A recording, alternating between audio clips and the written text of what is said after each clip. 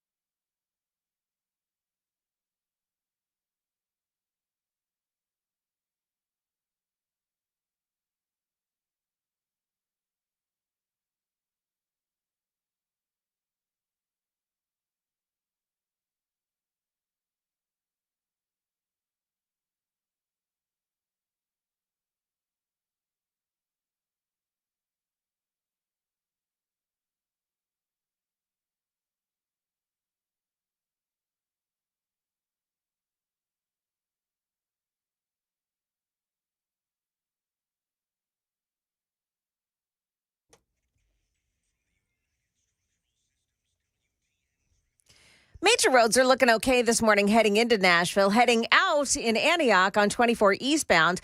Got a crash on the right shoulder just past Hickory Hollow Parkway, exit 60. Maybe attracting some attention there, too. Traffic every 10 minutes every morning on Super Talk 99.7 WTN.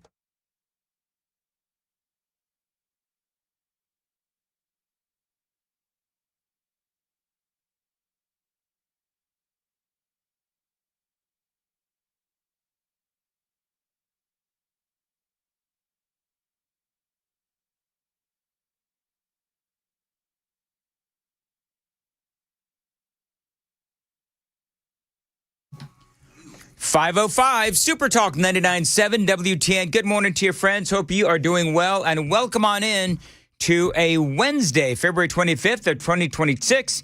Breezy this morning, a high of 57. Watch for a shower or two this afternoon. So let's go around the room real quick. Joan, Sam, scale of 1 to 10. How tired are you, and how much of Donald Trump's speech did you watch last night? Okay, so I'm not that tired. I might be after Wally's coffee wears off. Yes, indeed. I watched about an hour and 15, 20 minutes. All right. Yeah. And by the way, Joan, just a little pro tip. Yeah. Is that you don't let Wally's coffee bean, you don't let it wear off. I mean, you keep feeding the beast until when you're done. Yes. That's what I do. Sounds actually. like you need some more already. Me? Yeah. No, I've been moving right along. Maybe I don't you've want had too much then. No, I've been up since like 1:30 this morning, pulling all of this audio, and I've got. And you worked last night overnight as well on that morning show? No, I did not do it. I did not do any more fill-in last night, but I was at the Legend Steakhouse thing, and so Night before last. I'm going. Yes, I'm going on a few hours of sleep. All right, so Joan's okay. How about you, Sam? I'm ready for my first cup out of Wally's bean machine. Okay, very. You haven't had any? I got to get in. I got to make sure spots are in order. Oh, slaving for the big guy. Yeah, I got to got make sure you. that the stream's up and going. Yeah. Who are you calling big guy? You talking about me? Oh, did I say that out loud? You sure did. I've been losing weight, Joan. I'm sorry. I haven't been big in years. Anyway, moving right along. Hey, by the way, I've got some first audio bite that I want to play. Believe it or not, Joan, is not Donald Trump. You know what it is? It is CNN. Yeah. Talking about the impact of Donald Trump's speech last night. Among speech watchers tonight, 64% say his policies will move the U.S. in the right direction. And look at the growth President Trump made over the speech. So pre-speech, it was 54% of speech watchers said his policies will move the U.S. in the right direction. After the speech, that number goes up 10 percentage points. So Donald Trump made some progress with people watching the speech from their pre-speech expectations to what they saw in the speech itself. Now, this is CNN. So CNN, before the speech, Trump is at 54%. Will his policies move the country forward? After the speech, it went up to, as you just heard, 64%. Let's do hey, Sam, let's do a Daily Dan poll. Watch us on YouTube, and let's do a Daily Dan poll. Do you want to grade Trump's speech? Joan, you think that'd be a good idea for a Daily Dan poll? An ABC and F scale. ABC, how many we only can have do? 4, so. We need to word this, though. If we're grading this speech, meaning when he actually read from the teleprompter, it's different than when he trailed off on his own. Not the whole thing. Okay, so the whole overall. The whole whatever kit and caboodle is, that's what I want to do. Here's more from CNN. And that 64% number, that's pretty much in range across all of his State of the Union addresses. In his first term, last year, the joint session, that's about what we've seen. Is roughly 2/3 have walked away from his speeches thinking he's going to move it in the right direction. So a lot of red meat for the base. Yeah. Listen to Jake Tapper. Oh, it's just a lot of red meat for the base. I don't know if I would say that, and I'm hearing this for the first time. But what I would say to Jake Tapper is that his base is not representative of 64% of the people polled, right? So I think Tapper is trying to dismiss this number as, it's nothing but Donald Trump's base. I do believe that it's more than Donald Trump's base. Yeah, there's no doubt about that. If you're a Republican on the ballot in 2026, I think you leave this speech being as happy as you could possibly be that he sort of stuck to the script on the economy. He gave red meat to the base on immigration, and they can leave the hall tonight and sort of take that out on the campaign trail. So here's just a number of things, just right off the bat. I think that, Joan and Sam, I think it was a good speech. I think that what I said last night during the State of the Union provided is true, proved to be true, which is that there is a lot of viral moments that Donald Trump was looking for and the Republicans were looking for. Nobody sat through, what was the TRT on that? Total running time? Hour and 41 minutes? An hour and 41 minutes. So I don't know how many people actually sat through the entire hour, 41 minutes. I certainly didn't. I tried, but I fell asleep. So I think that for the president and for the Republicans, it's mission accomplished. You've got Donald Trump, in my opinion, saying a lot of great things. And yes, if you want to call it red meat, then fine, it's red meat. But here's the other thing. You also have the Democrats, and I didn't realize this. Joan, Sam just told me this. So some Democrats could not even stand for the American U.S. hockey team and their gold medals sitting in the chamber. Couldn't even stand and applaud for a bunch of Americans winning a gold medal for the first time in hockey, men's hockey, since 1980. Democrats couldn't even stand for that. That is incredible. Well, they're afraid that it's going to spark a wave and a regeneration of white supremacy. That they're already on. Is that what it is? They're already on about it on social media when it comes to youth hockey and everything, and seeing young white kids react to the game-winning gold. That was like it's going to lead to white supremacy. Yeah. They see all these white kids playing hockey, being excited about it, and they get upset and they think white supremacy. Not that we have some very successful players of other ethnicities that are American. I don't get it. I don't. Sometimes and Sam, you're on your way to being college educated. I'm not. Joan is. And so sometimes I think I'm not smart enough to think as stupidly as the Democrats. Do you know what I mean? Like, does that make sense, Joan? Mm-hmm. Like, yeah. I'm not smart enough or educated enough to think as stupidly as the Democrats, because I don't even know what that means. So applauding and appreciating a bunch of hockey players for winning a gold medal is because they're afraid of white supremacy. Do you see how that doesn't make any sense to me? Nope.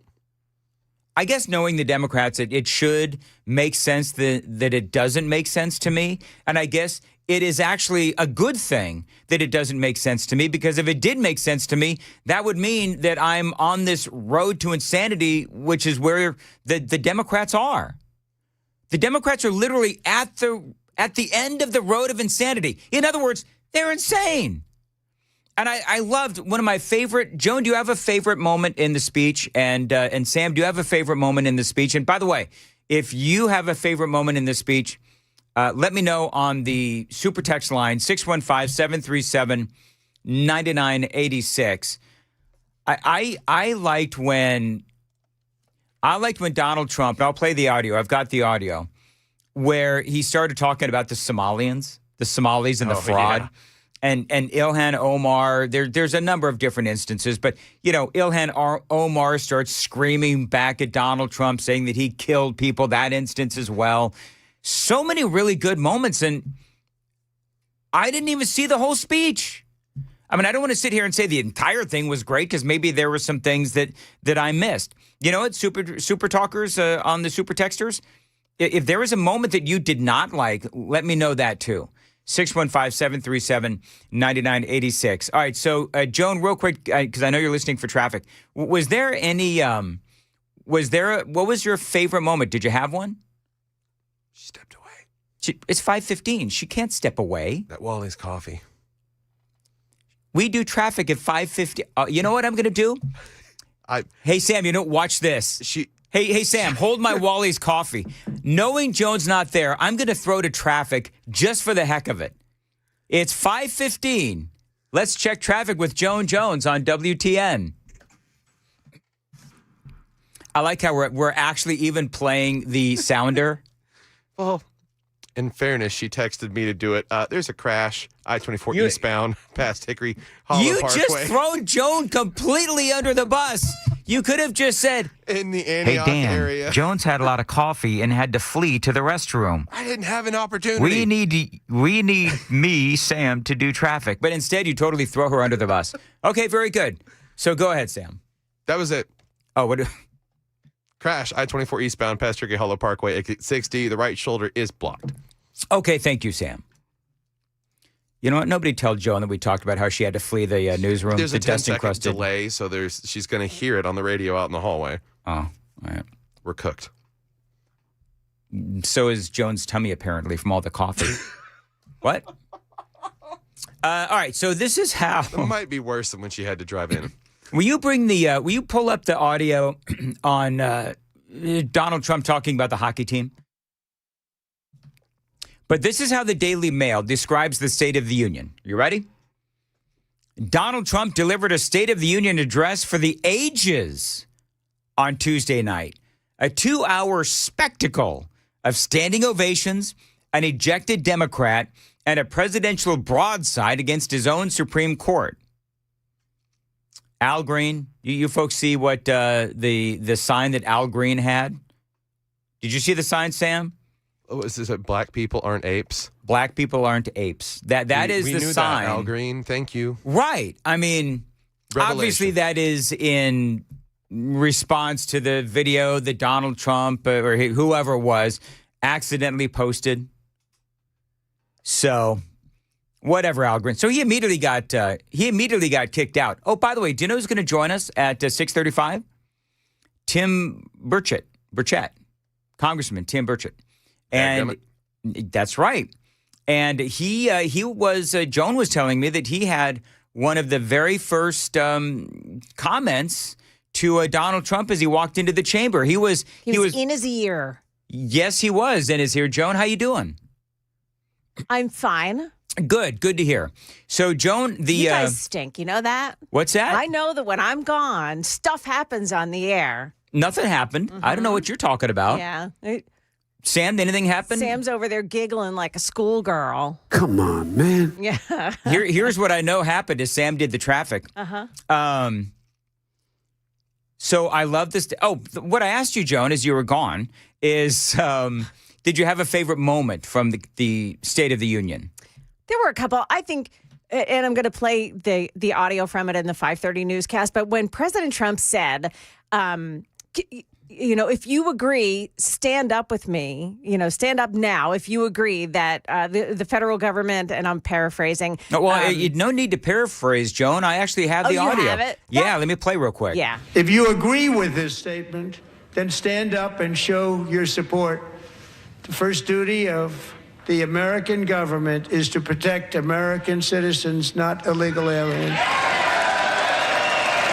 I mean, that applause was almost a 2-minute long applause. Yes, it was a 2-minute applause. And it got more raucous as the cameras turned on the Democrats to see them scowling and, so uptight. Mark Kelly. Yeah. You saw Mark Kelly and the senator out of Arizona, where he's like slouched down. He's obviously ticked off. I mean, that is going to be made into, and I'm sure it already has been, made into a meme. I can't. As he tries to run for president. Oh, good luck, man. Yeah. Well, you know what that was? I mean, this whole thing was all about, again, going viral and memology and all the videos going viral and all that. So one of the videos I'm sure that is going viral today is all of these Democrats in that long 2-minute standing ovation when Donald Trump said that, all the Democrats standing. Because clearly the Democrats are pro-illegal immigration. And I do believe that this is still a big issue. This is still a big issue for the American people. Here's more. Isn't that a shame? You should be ashamed of yourself not standing up. You should be ashamed of yourself. This is where Ilhan Omar and Rashida Tlaib start their back and forth yelling yes. at President Trump. That is why I'm also asking you to end deadly sanctuary cities that protect the criminals and enact serious penalties for public officials who block the removal of criminal aliens. In many cases, drug lords, murderers all over our country, they're blocking the removal of these people out of our country, and you should be ashamed of yourself. Yes. I love that part. Every single state House Democrat in Oregon voted for a bill that would allow the local prisons to not notify ICE and the federal government when they release violent felons that are unlawfully present. Well done, Oregon. So when your American citizens start dying at the hands of these illegal aliens who you have allowed back into your communities, you're on record as saying, don't work with ICE and keep them in our community. Yeah, I'd have to say my favorite moment, and this is going to sound kind of dark, but my favorite moment was probably seeing the demonic true colors of the left in play was the failure to stand and honor Irina Zaruska's parents. Yes. Yeah. Ooh, That yes. was the demons inside them would not allow them to show even a shred of human decency to the people of the country that they virtue signaled for years about. Well, and here's the thing. When we were talking during the State of the Union, one of the things that Chad said, and it is true, is the Democrats have got to find he used the term humility to stand up and applaud for the proper things, like, for example, the parents of Irina Zaruska. But I think humility is a good word, but just show some humanity. To not applaud or not to stand up and show appreciation or some sympathy or some humanity for the parents of Zaruska, Ms. Zaruska, it is horrifying that they wouldn't even do that. The humanity of the Democrat Party is gone. Like, it is just gone. Last year, not standing up for an 11-year-old with cancer. Now, not standing up for the parents of people murdered by these folks that the Democrats have let out into our communities when clearly they should have been in jail, like with Irina Zaruska. It's horrifying. It is horrifying. The humanity is completely left the Democrat Party. And, you are, I've always said this, you are, partly defined by what you're outraged over. And if you're not outraged over that, or if you're not outraged over what Sam is telling us with the Oregon State House, where they have all voted not to cooperate with ICE when violent criminals are in their prison systems, and instead they're going to allow them back into our community, illegal aliens, all humanity has been lost in the Democrat Party. It is stunning. Although I don't know why I'm stunned. We've seen the Democrat Party, haven't we, Joan? We've seen the Democrat Party just dissolve into this just the most horrifying of opinions and policies, and the things that they advocate for, and the things that they stand for, and the things that they are not outraged over is horrifying. When Sam used the word demonic, like, I think that applies. It just applies because their hearts are not, there's something wrong with their hearts. Yeah, they don't have one, or they're black. They're black. They're black. Yeah, so their humanity is gone. Yeah. And again, we have watched this slow dissolving. I would like to know what Hakeem Jeffries, by the way, thought when Ilhan Omar and Rashida Tlaib are yelling at Donald Trump. Because remember, and I did an interview on this yesterday with that dude from the Hill, where they were like, let Donald Trump say what he's going to say. Let him do what he's going to do so that we can all talk about his lies afterwards. Here's the thing, though. Donald Trump, I don't know, did he tell any lies? Okay, the left is talking about, I guess he said something about the 2020 election. I don't even know what it was. I don't care about what he said about 2020. I truly don't. But I care about what is going on right now, and I care about getting the SAVE Act passed. I care about protecting American citizens. I care about affordability. I care about all of those things. And I like the fact that this is the headline from CNN right now. You caused that. Trump blames Democrats for affordability woes. You know what I'd ask this? I'd ask this question. How many people out there still have credit card debt from the Biden administration? Right? Oh, Sam just raised his hand. Right, yeah. Yep. A lot of people, and I covered this at the time, a lot of people had to use their credit cards to pay for, either electricity or groceries when at the height of Biden's presidency, it was up at 9.7% inflation. And so now we are seeing, and we talked about this all the time, where there are genuine glimmers of hope in the economy. And so is the economy perfect? No. And I don't know if the president, said that there's still work to be done on the economy. I hope that he did, because that is the truth. However, he has made a lot of progress. I am running way late. 5:26, and Joan has the news at 5:30. Joan. Yeah, coming up here, Dan, at 5:30, there was a small plane that crashed. We've got news about that. And we'll also give you more lines of applause from the president's speech last night. It's all coming up at 5:30 on Super Talk 99.7 WTN.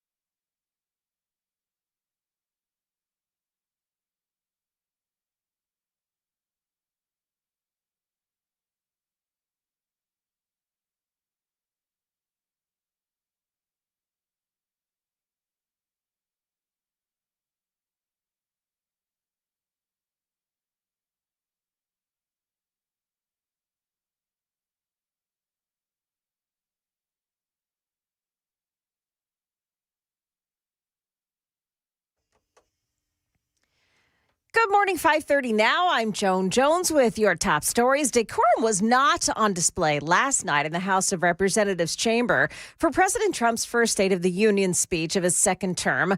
One Democrat was escorted out. Others shouted at the president from their seats, including Minnesota Congresswoman Ilhan Omar, who yelled, "You are a murderer and a liar." President Trump drew the longest applause line, though, for this. So tonight I'm inviting every legislature to join with my administration in reaffirming a fundamental principle. If you agree with this statement, then stand up and show your support. The first duty of the American government is to protect American citizens, not illegal aliens. Now, Ilhan Omar and the rest of the Democrats stayed seated during that applause. We'll have more on last night's speech with Dan all throughout the morning. A small plane made an emergency landing yesterday in Williamson County. Channel 4's Jordan James reporting it came down in a wooded area of McKee-Padilla Road before noon yesterday. Reality sets in for neighbors after a plane was forced to make an emergency landing Tuesday morning. I don't think I've ever seen a plane crash with my own eyes in person, so this is pretty crazy to see. It's like something out of The Hatchet. The Williamson County Sheriff's Office says it was coming from Murfreesboro when it went down. Despite damage to the plane, the pilot was not hurt, nor were any homes damaged, which many consider to be a miracle. Flying can be dangerous. Yeah, the FAA is investigating here. It could take 6 weeks to find out what went wrong that led to that crash. Your forecast starting off warmish this morning at 50 degrees. Our high temp is 60. Later on, there's rain coming this afternoon. Stick around. Traffic's next. I'm Joan Jones, WTN News.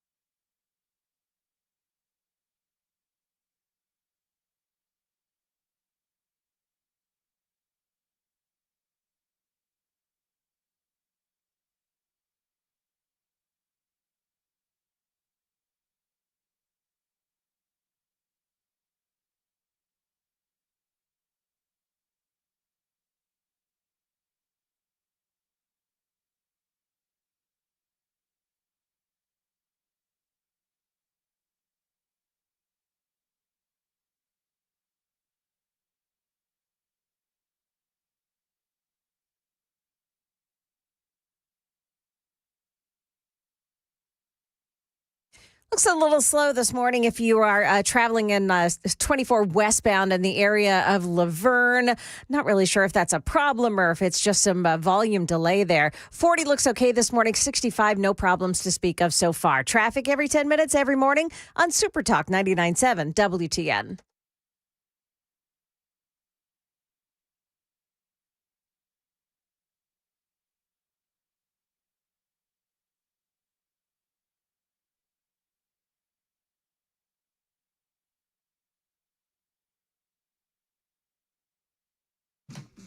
.537 Nashville's Morning News on Super Talk 99.7 WTN, powered by Tennessee National Golf and Waterfront Community.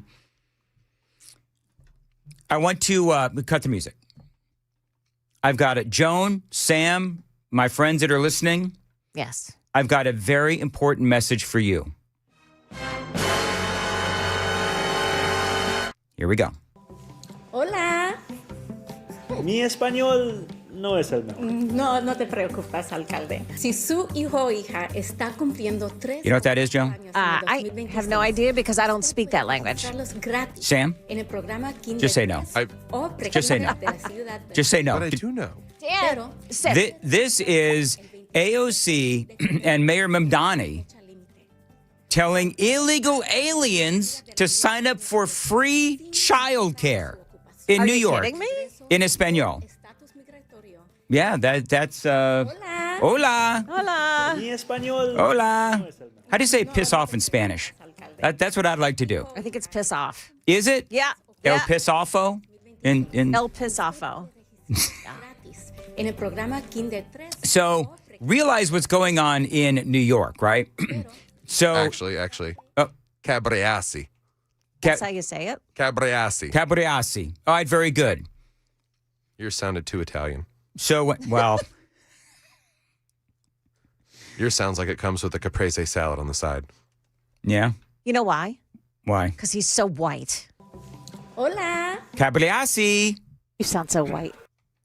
Did you guys get the joke, though? Did you get that joke? Wait, let me do it again. You guys don't? Hola. Cabriassi. Thank you. Anyway, look at all the problems that are going on in New York with Mamdani. You do have people leaving now. We are seeing that. There's outrage.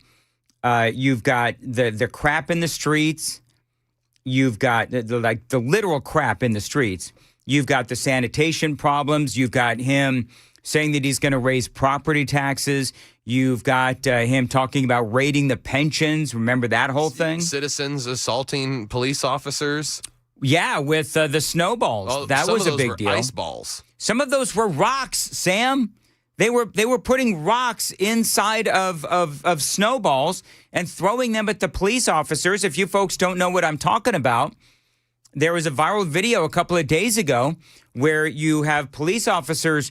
Joan, you pointed this out to me, where these cops in New York are being pelted with snowballs, but inside the snowballs, they've got rocks in there. Ice. Yep. And Sam was talking about the ice balls. You know, if you take a snowball and you pack it in really tight, I mean, that is essentially a rock. Yeah. And these cops are getting just pelted with these snowballs. That is what's happening in New York. Yet, you know, here you have hola. Mi español no A smiling Mamdani and AOC saying, hey, illegal aliens, the people of New York will pay for your child care. I mean, oh, my goodness gracious. Now, there was apparently some sort of a response that Mamdani had to the police officers getting pelted with snowballs. Sam, is that what you're saying? I've seen videos of kids throwing snowballs at members of the NYPD in Washington Square Park. And first, I want to say that officers have been on the front line of helping our city respond to this blizzard. They have been keeping New Yorkers safe, and they have also been at the heart of our efforts of digging New Yorkers' cars out of these kinds of conditions and ensuring that our ambulances, our MTA buses can keep functioning across this city. They and our entire city workforce deserve to be treated with respect.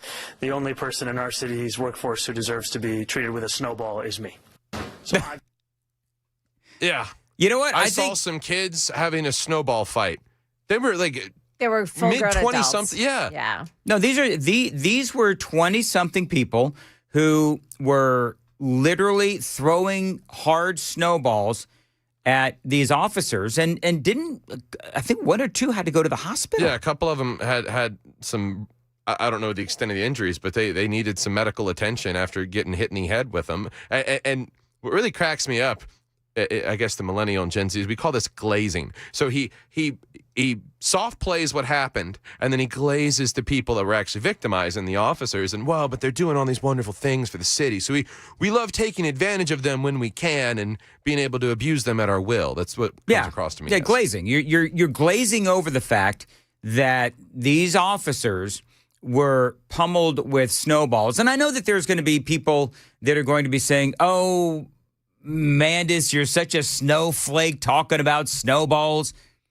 Again, there were rocks inside the snowballs from what I read, and you pack a snowball really tight, and it's almost like an ice ball. And so, that is, that's why they had to go to the hospital. And it is clearly a sign of disrespect. By the way, Donald Trump talking about transgender surgeries for minors. Listen to this. But surely we can all agree no state can be allowed to rip children from their parents' arms and transition them to a new gender against the parents' will. Who would believe that we're even talking about this? We must ban it, and we must ban it immediately. All right, so of course you then have the Republicans that were standing. Joan and Sam, I'll give you one guess as to who didn't stand for that. That would, of course, be the Democrats, and Donald Trump had a reaction. Nobody stands up. These people are crazy, I'm telling you. I asked people what their favorite part of the State of the Union was, Joan. I bet that's, yeah. Bunch of people said that it was when Donald Trump called out the Democrats as crazy for not standing up, talking about not taking away kids so that they can be transitioned. Yeah. Nobody stands up. These people are crazy, I'm telling you. They're crazy.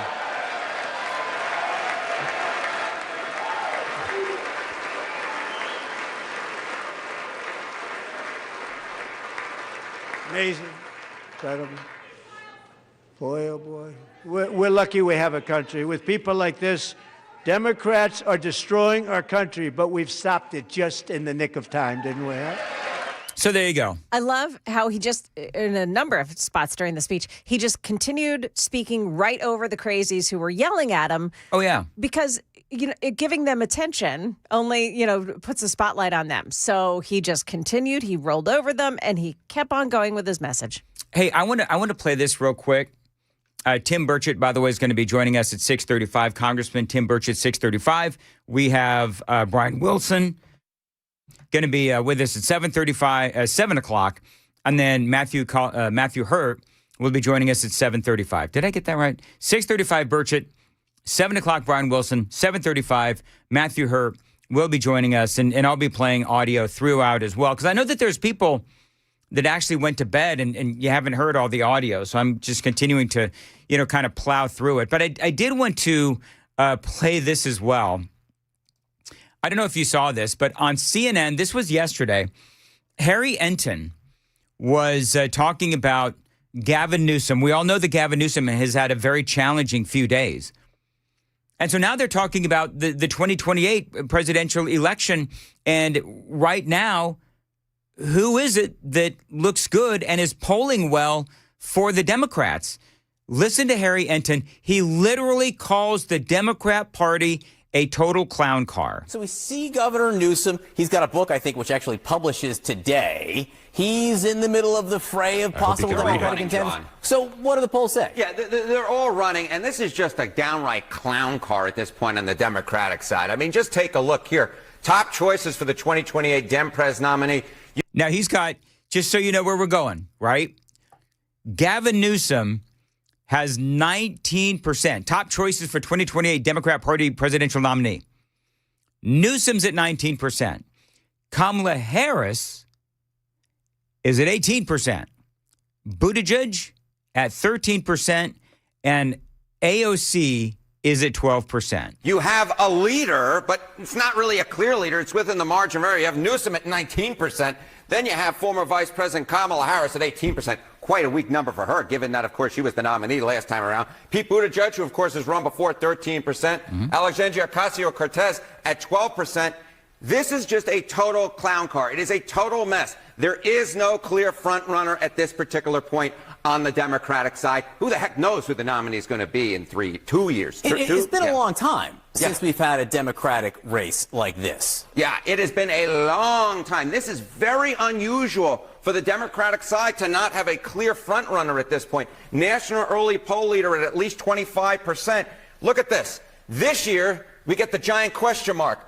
No one. In 2020, when there was no incumbent, it was Joe Biden who was there, Hillary Clinton in both 08 and 16, and Al Gore in both 2000 and 2004 at this point. We're at least at 25% of the early polls. You have to go all the way back from when... All the way back. I wasn't even in elementary school yet, not even in pre-K yet, to 1992. That was the last cycle in which there was no clear front runner at this point. Very unusual. Yeah, so I mean that does not bode well for the Democrats. And here's the thing. If you when he called the Democrat Party like a clown car, I want you to think about what's been going on. You've got, Gavin Newsom embarrassing himself over a number of different things. We all remember this comment talking to a black audience. I'm like you. I'm a 960 SAT guy. I cannot read. I mean, that was, of course, how he decided to try to bond with that black audience, is by calling them stupid. So no wonder he's at 19%. Kamala Harris, 18%. She's a train wreck. Pete Buttigieg, 14%. AOC at 13%. Now, we all know that AOC had a terrible time in Munich. By the way, Joan and Sam, did you see the video of AOC where she is pretending she has no voice? Oh, yeah. And she was... So I'm going to be honest, I didn't see or hear that. I know that other people covered it. Then you didn't hear the snore. I didn't hear the snore. Sam, can you pull that up really quickly? But we all know that AOC had a terrible time in Munich when she was asked about the incredibly important issue of protecting Taiwan from China. I think that this is such a, I think that this is a... Yeah, that was her response. I see. I've shortened them because I feel like we all know. Yeah, so I don't want to play the whole thing because it is painful. You've got Wes Moore, the Democrat out of Maryland, who the governor, who has issues with stolen valor, if I'm not mistaken, along with a lot of other things too. By the way, Eric Swalwell, I think that he's obviously just a joke. So, do you have that audio of? Yeah, I've got I love Sky News Australia. I love hearing when they comment on things, but they've got it and intro it here. All right, let's change pace now and talk about this. If you think that I don't understand foreign policy because out of hours of discourse about international... Okay, pause that. But just pause. How do you not hear that? Like, is that... I think she said somebody said that was her dog. So, yeah, a lot of people are saying that was her boyfriend sleeping, but she's got one of those French, what do they call them? French pugs? French bulldogs? Yeah, French bulldog. And, they snore. They've got the face, that pushed in face. Yeah. And they do a lot of snoring, so they're saying that that may have been her dog. Okay, but here's the deal. It sounds like she's passing gas. Here's the deal. You post that, though. That's the thing. I know. She voiced it. And then she posted it. That's its own meme now. People comment like a GIF of drunk texting or drunk. And then he posted it. Yeah. I mean, like whenever I post something, I don't know about you guys, but whenever I post something, you proof it. I proof it. I listen to it, and it. You know what the funny thing is? If I even like shank a little word or so, I'll do it over again. Yeah. I mean, I couldn't do a radio broadcast like that because it's all live and I shank a lot. Perfectionist, you. But clearly not. So, but the thing is, you've got AOC where you couldn't have done that over again. You didn't listen to that and you didn't hear the snoring. The funny part is she's responding to, I think, an Instagram comment that says, I just want you to understand foreign policy before ever running for president. All right, but play more of this. I pause to think about one of the most sensitive geopolitical issues that currently exist on Earth. I'm afraid the issue is not my understanding, but rather the problem is perhaps you've gotten adjusted to a president that never thinks before he speaks. I'm watching you struggle to think as you are speaking, lady. How in the world? I'm just, you know what? I will be honest with you. I'm shocked. Yeah. That she posted that. You couldn't go into another room? I mean, I realize that she probably lives in a kind of a tiny place, perhaps, I don't know, in Washington, D.C., but you couldn't go into another room where the boyfriend or the French bulldog weren't snoring? That definitely sounds more like a dog. Does that, you really think that's a dog? That or IBS. I don't think that's IBS. Do you know why I don't think that's IBS? Because it's too, what's the word I'm looking for? Rhythmic. It's rhythmic. Thank you. It's too rhythmic. Like nobody can pass gas rhythmically, can they, Joan? Oh, like I know. You did guys you are not smart. raise sons? Well, I did raise sons. Okay. You guys are smarter than me. The only time you can pass gas rhythmically is if you're walking.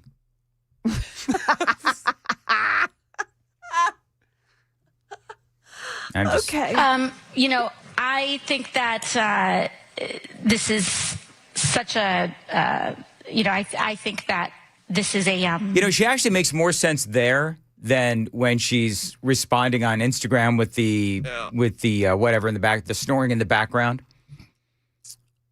That's all I got. It's a 5:53 on Nashville's, whatever. 5:53. What do you say about AOC at this point? Yeah. Like honestly, what do you say about AOC at this point? I've never, I guess, if people want to make the argument that you can't go anywhere in America based on, you know, your identity or your intelligence level, I would say, look at this bartender who probably couldn't make a proper old-fashioned, destroying New York. Listen, She's succeeding in that endeavor. I happen to know on very good authority, Sam and Joan, that was indeed a French bulldog. Oh. Because Tennessee's most famous French bulldog owner, one Brian Wilson, is telling me that is indeed a French bulldog. Oh, see that? So there you go. So I used to have I told you this yesterday, a Maltese Shih Tzu. They called him a Maltese-zoo. Right. Same pushed-in face and same snore. Yeah. Yeah. He snored a lot. And by the way, the highlight of the show thus far has been Joan and Sam's reaction to my conversation about rhythmically passing gas. You know, I think that this is That's what you such guys. you know, I think that this is a.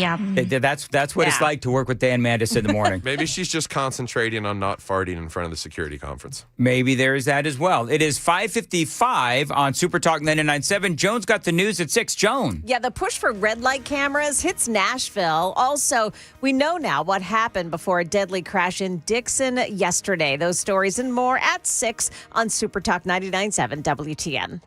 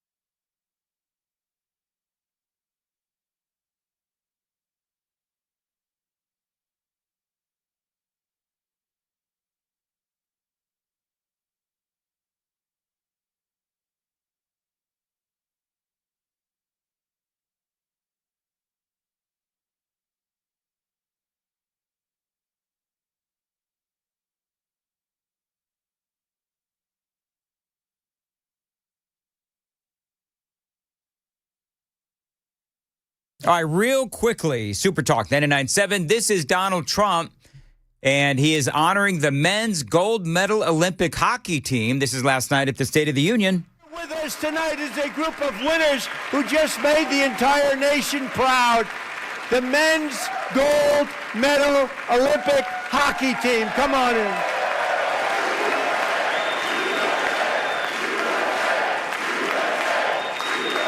They beat a fantastic Canadian team in overtime, as everybody saw, as did the American women who will soon be coming to the White House. And I will soon be presenting Connor with our highest civilian honor, which we will be given and which has been given to many athletes over the years. But when I say many, not too many, like 12, it's called the highest civilian honor in our country, the Presidential Medal of Freedom.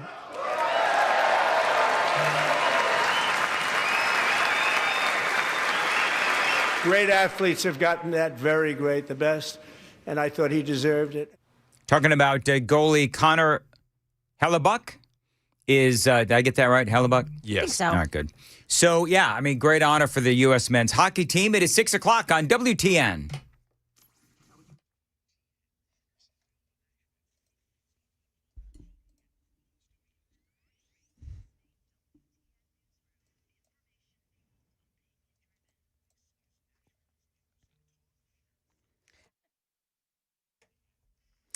Good morning, 6 o'clock now. I'm Joan Jones with your top stories. NDOT is considering a plan to add speed cameras to school zones in Nashville.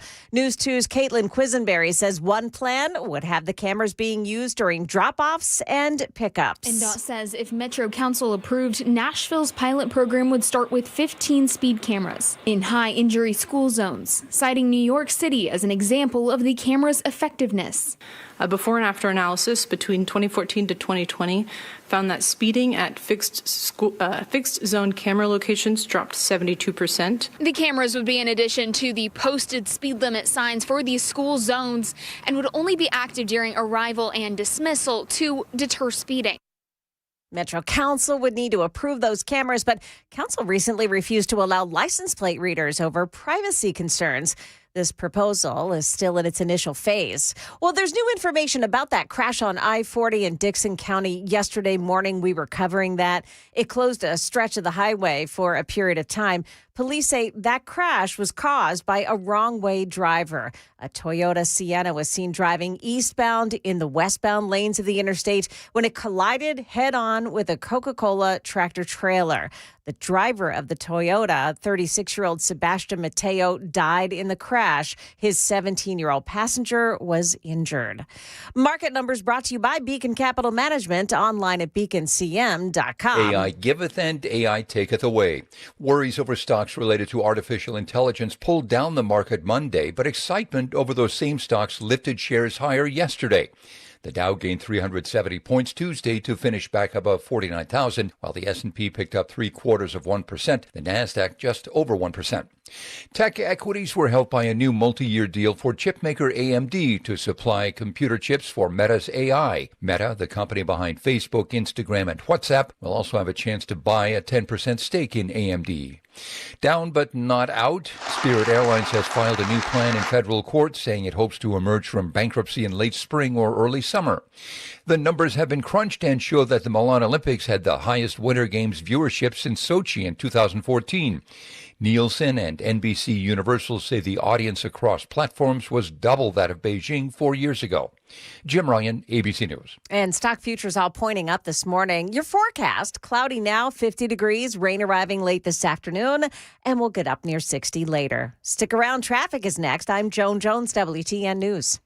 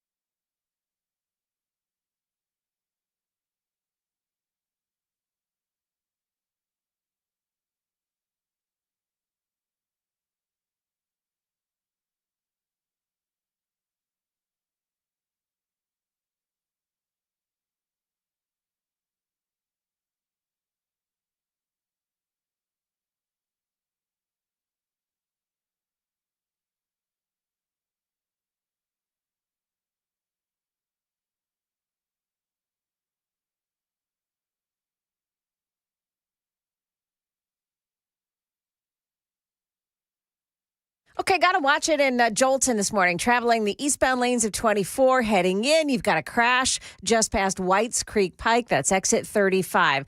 Also, keep in mind this morning, the 24 westbound in the Nashville area, you're going to have roving crews out there today. 24 westbound between Waldron and Old Hickory Boulevard, starting at 11 o'clock this morning. And they'll have traffic down to one lane while they continue to work on the roadway all the way until 5 o'clock this afternoon. Traffic every 10 minutes every morning on Super Talk 99.7 WTN.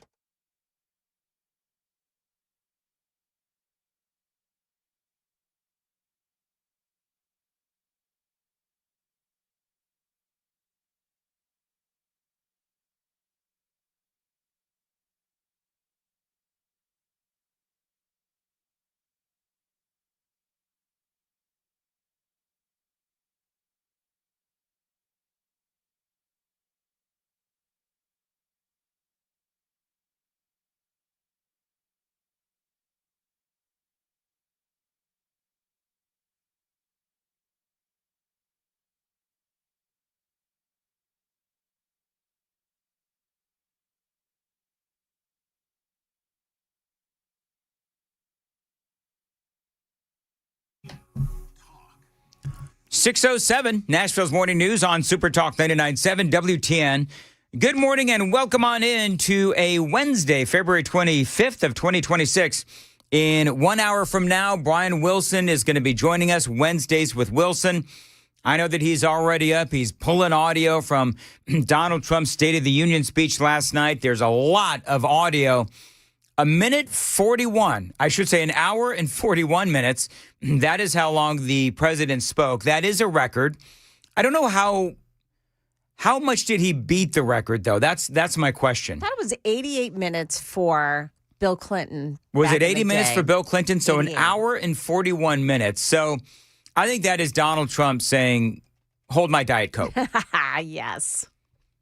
By the way, I did ask people on the Daily Dan poll, what grade would you give Donald Trump's speech? And I think if you're conservative, by most accounts, I'm seeing that you like Donald Trump's speech. What did people say on the super text line? We asked you to grade his speech.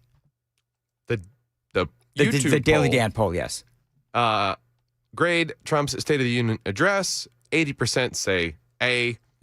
18% say B, and 2% say C, nothing below that. All right. Donald Trump talked about the SAVE Act. It's very simple. All voters must show voter ID. All voters must show proof of citizenship in order to vote.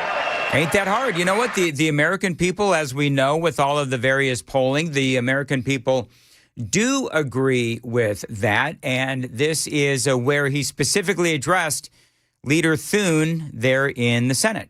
They have cheated, and their policy is so bad that the only way they can get elected is to cheat. And we're going to stop it. We have to stop it, John.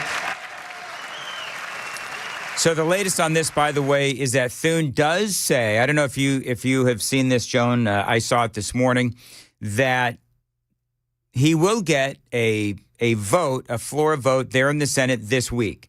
While officials, this is from Fox News, while officials report the SAVE Act, the Save America Act, has 50 votes in the Republican-controlled Senate, Thune is warning they don't have enough votes to break a filibuster by the Democrats. They don't have the 60 votes to invoke cloture, which is ending debate and voting. The only thing left, of course, is the nuclear option. You'd need majority support and Senate leadership approval. Not sure where Thune stands on that. I know that he has said that he is okay with the nuclear option, but I don't know if he really truly is. And so you'd basically need every Republican to approve the nuclear option. I'm not sure how many actually do. Nobody has reported how many Republicans actually support the nuclear option. So we've been playing audio from the Donald Trump's speech, the president's speech last night. I do want to play a piece of audio from Abigail Spanberger. Now, she is the new governor for the state of Virginia, and this is hilarious. I want you to listen to what she says. But here in Virginia, I am working with our state legislature to lower costs and make the Commonwealth more affordable. Okay. She's raising taxes on everything. Well, you're right, as evidenced by this report. Here's a list of the many tax increases and proposals Democrats in Virginia are considering passing. They include additional local sales tax in all Virginia counties and cities, new personal property tax on electric leaf blowers and electric landscaping equipment, large employer tax, gun and ammunition tax, new income tax brackets, a delivery tax. This would hit you if you make an order on Amazon, Uber Eats, or an order that includes UPS, FedEx delivery, etc. here in Northern Virginia. Do you not think when Jones, she says that she wants to make the Commonwealth more affordable? I think she wants to make the Commonwealth more affordable for people that just, have zero amount of money. And so just basically people on the government dole, right? Yeah. Oh, yeah. So she's raising taxes to give to all of the people who have no money, don't work, maybe on welfare, that kind of a thing.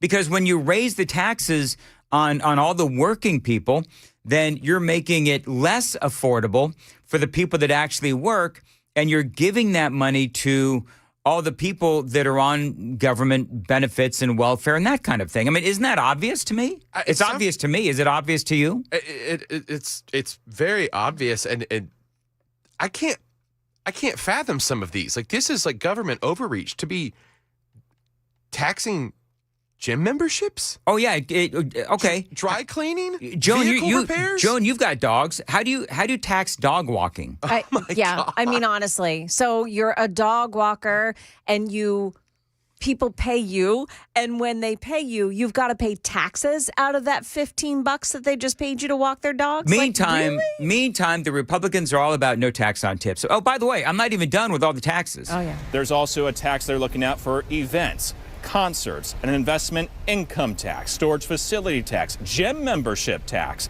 dog walking tax, dog grooming tax, counseling tax, digital personal property tax, new car taxes and highway use fees, an increase in the hotel tax here in Arlington, statewide speed cameras. Now, these aren't taxes, but they would include more fines for some drivers, dry cleaning tax, home repair tax, and a vehicle repair tax. It just goes on. That is a minute 3 of new taxes. I think the most egregious one might be taxing your ability to landscape your own property. What? Yeah, landscaping equipment. If we're gonna come in and say you've got to pay taxes when you buy things to groom your own yard, unbelievable. It is horrifying, and I think that she is. Do you think she's going to run for president, Joan? I do. I mean, do you? They're grooming her the same way they're grooming, the Wes Moore of Maryland and Andy Beshear in Kentucky. They're making them take these insane positions on issues, and they're acting on it. They're willfully acting on it. So obviously they're getting support from somebody. Well, earlier we played you the audio of CNN, Harry Enton. You've got Gavin Newsom, 2028 presidential candidates. Gavin Newsom had 19%.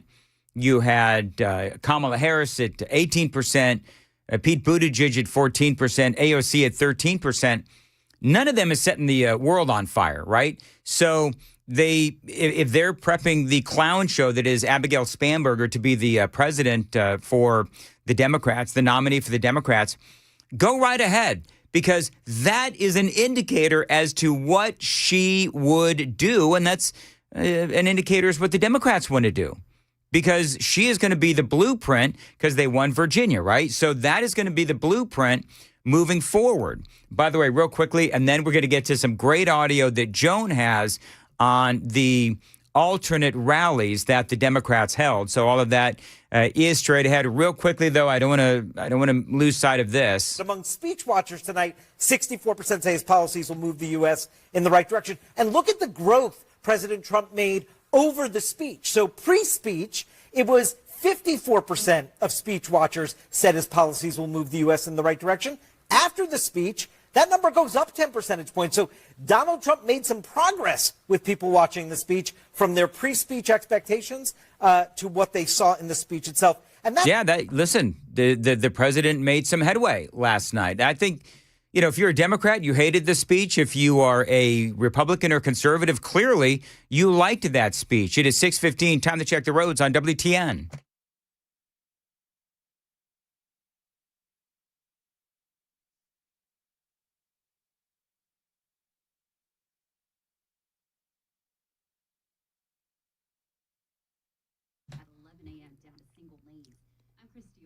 All right, as far as your weather goes, breezy this morning, a high of 57. Watch for a shower or two in the afternoon. Now, I do have the Congressman Tim Burchett scheduled to join us at 6:35. I feel like I want to do just from the three of us. All right, so what do you think? Is he actually going to get up to do an interview on Nashville's Morning News after he was no doubt up very late watching Donald Trump's speech? You think, Sam, yes or no? Will he get up and do the interview? Self-proclaimed insomniac.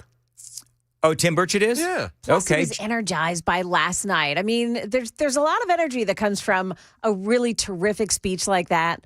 Yeah, I think he's definitely already up. He probably started on a skateboard. He probably did. All right, real quickly. So, Joan, you have some audio. I have two pieces of audio. From the Democrats. They held a couple of different rallies, like out on the mall and so forth there in Washington, D.C. And apparently, and I have not heard this, so Joan, go ahead and fire away. Okay, so first of all, Joy Reid joined some of them at the microphone last night for this.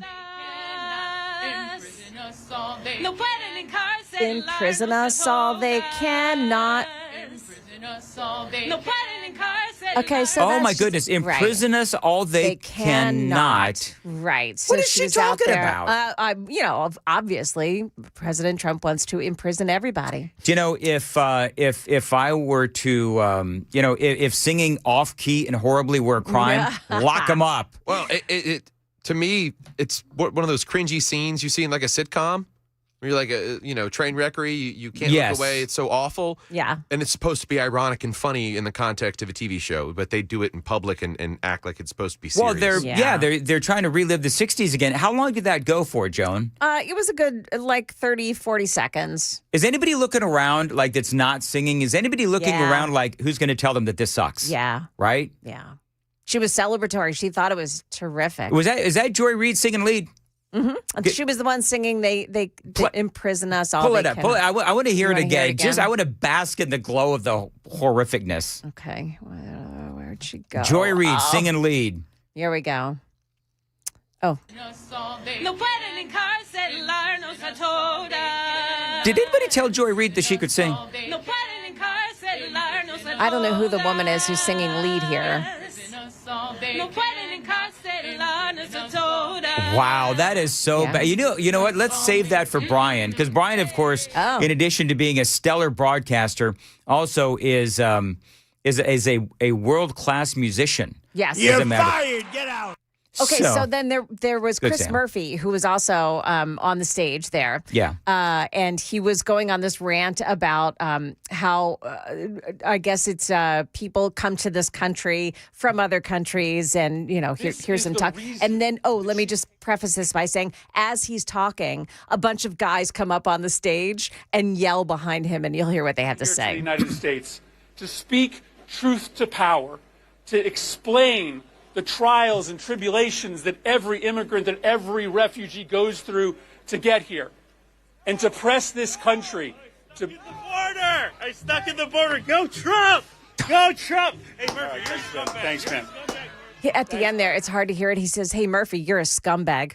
Wow. Now, if you don't know Chris Murphy, junior United States Senator from Connecticut, Democrat. He served from 2007 to 2013 in the House of Representatives. Now I guess he's a Democrat. So, yeah, I love that. The people came up behind him and yelled, "Go Trump." He said, "I came in across the border. Go Trump." That's funny. And then he said, "Hey Murphy, you're a scumbag." I would posit that this guy probably was drinking before he got there, but he was having fun. Listen, that's okay. Yeah, I don't need to be drunk to do that. You know what the funny thing is? So that guy may have been drunk, but supposedly Joy Reid and the Democrats were sober when they were singing that song.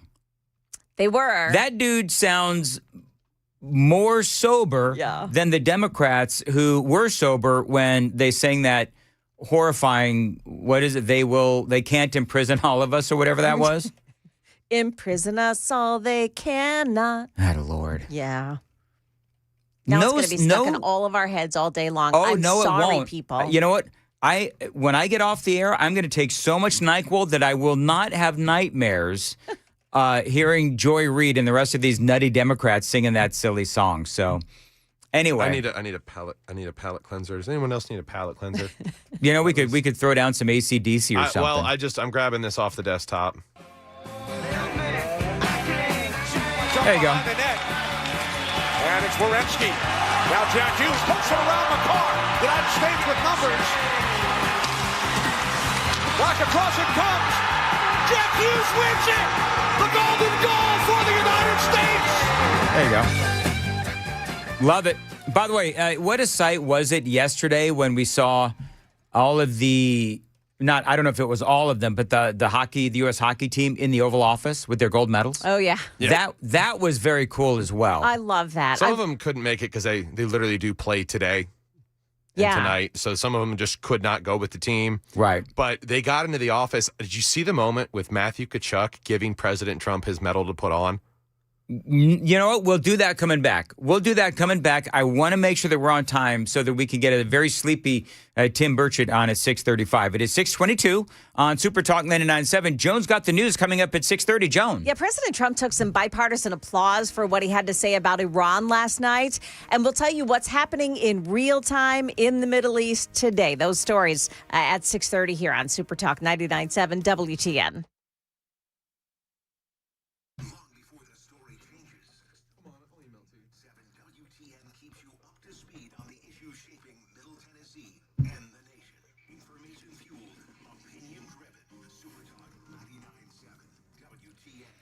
Sell your home with a guaranteed offer from Mark Spain Real Estate and choose when you want to move. There's no showings, no open houses, and no stress. Dan Mandis here, friends. You know, with the guaranteed offer from Mark Spain Real Estate, you can skip the uncertainty of a traditional home sale and sell your home fast for all cash in as little as 21 days.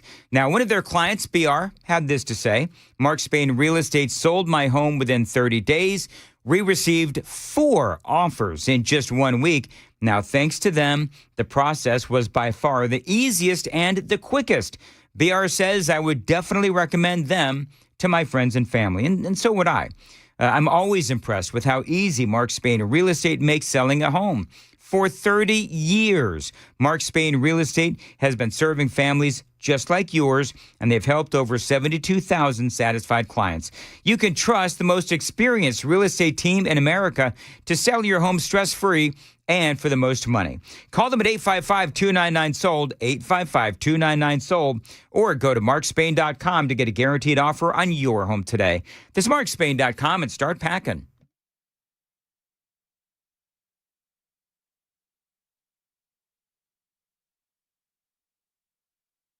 He takes it off and lets him see it and stuff. You can trust our experts to actually solve your home's problems quickly. And with true transparency pricing, you know the price you're told is the price you'll actually pay. Book online now at happyhiller.com. Happy you'll be, or the service is free. Dan Mandis here for my friends at DT McCall's. If you need indoor furniture, if you need appliances, you need to contact my friends at DT McCall's, a great Tennessee company. They are here for their fellow Tennesseans, have been, with great prices, selection, and value for over 4 generations. If you need it, they've got it at DT McCall's. Indoor furniture, appliances, if it plugs in, they've got it. They've always got specials going on to save you money. Now, if something breaks in my house, first thing I do is I go to the front page of their website, dtmccalls.com, because they always got specials on the best brands of appliances and furniture. Appliances, specifically, you got your washer and dryer sets, dishwashers, and a whole lot more. DT McCall's, they've been at it for over 100 years with a focus on customer service. And if you buy it, they're going to deliver it for free and haul away the old stuff. 5 locations across Middle Tennessee: Carthage, Cookeville, Lebanon, Lafayette, and Franklin. Always online, dtmccalls.com.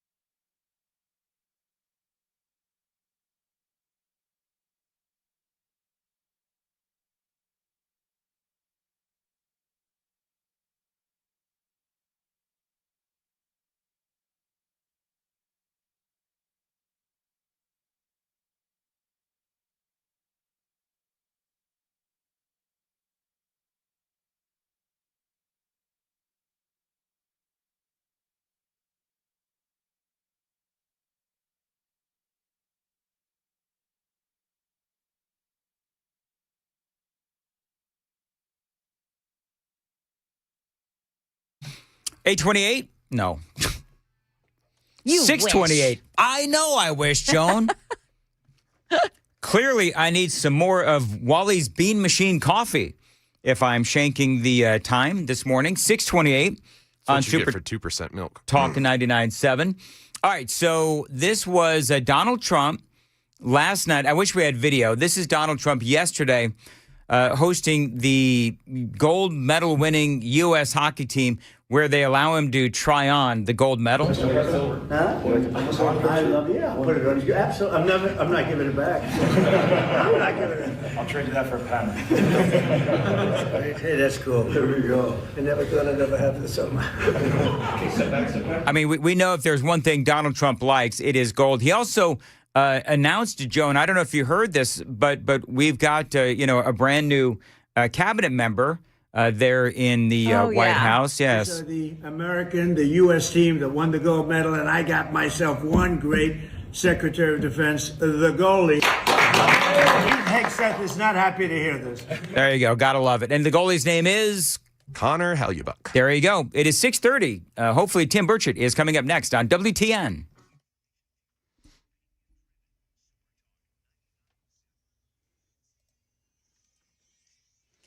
Good morning. Now it is 6:30, and I'm Joan Jones with your top stories. Well, President Trump received a rare moment of bipartisan approval last night. It came when he spoke about Iran and the ongoing nuclear negotiations. We are in negotiations with them. They want to make a deal, but we haven't heard those secret words. We will never have a nuclear weapon. Now, ABC News is reporting overnight that the U.S. is continuing its buildup of military assets in the Middle East. The U.S. Air Force has deployed stealth fighters to Israel, according to a senior U.S. official, marking a significant show of force as tensions rise in the region for a possible strike on Iran. Now, about a dozen F-22 Raptors arrived after departing the U.K., making that long flight to the Middle East with mid-air refueling support.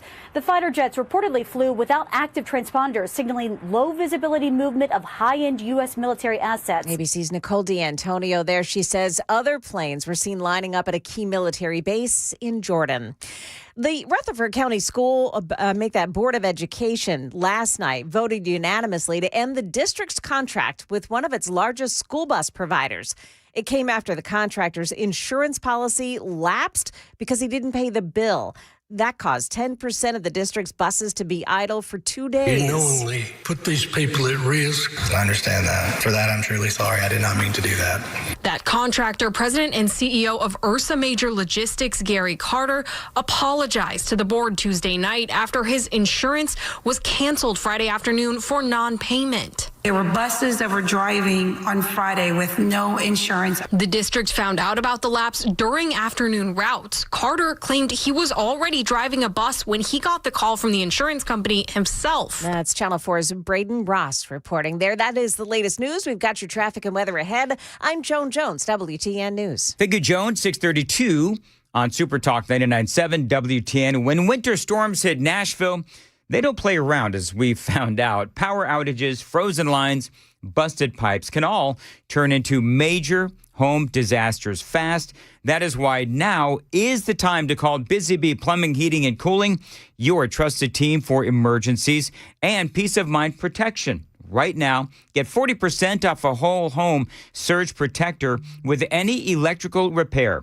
You can keep your home safe from sudden outages and voltage spikes. And if cold temperatures have wrecked your pipes, Busy Bee has you covered with $500 off select whole home water repipes. Restore your plumbing before small leaks turn into costly floods. Got a clog in your drains that you can't clear? Don't wait. Ask about Busy Bee's 93 or free residential main line clog special. If they can't clear it, you don't pay. So this winter, stay safe, stay warm, and stay prepared with Busy Bee Plumbing, Heating, and Cooling. Find them online anytime, busybeehvac.com, 615-775-7833, 615-775-7833. Busy Bee will take the sting out of winter problems.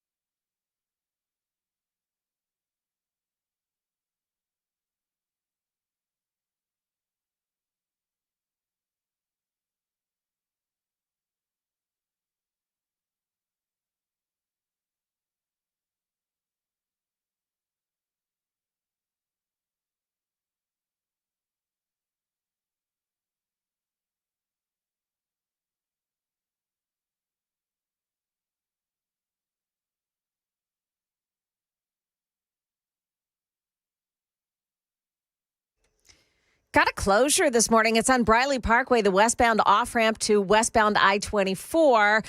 It is exit 3 there. The off-ramp is now blocked off by a crash. Jolton, 24, the eastbound lanes past Whites Creek Pike. You've got a crash involving injuries.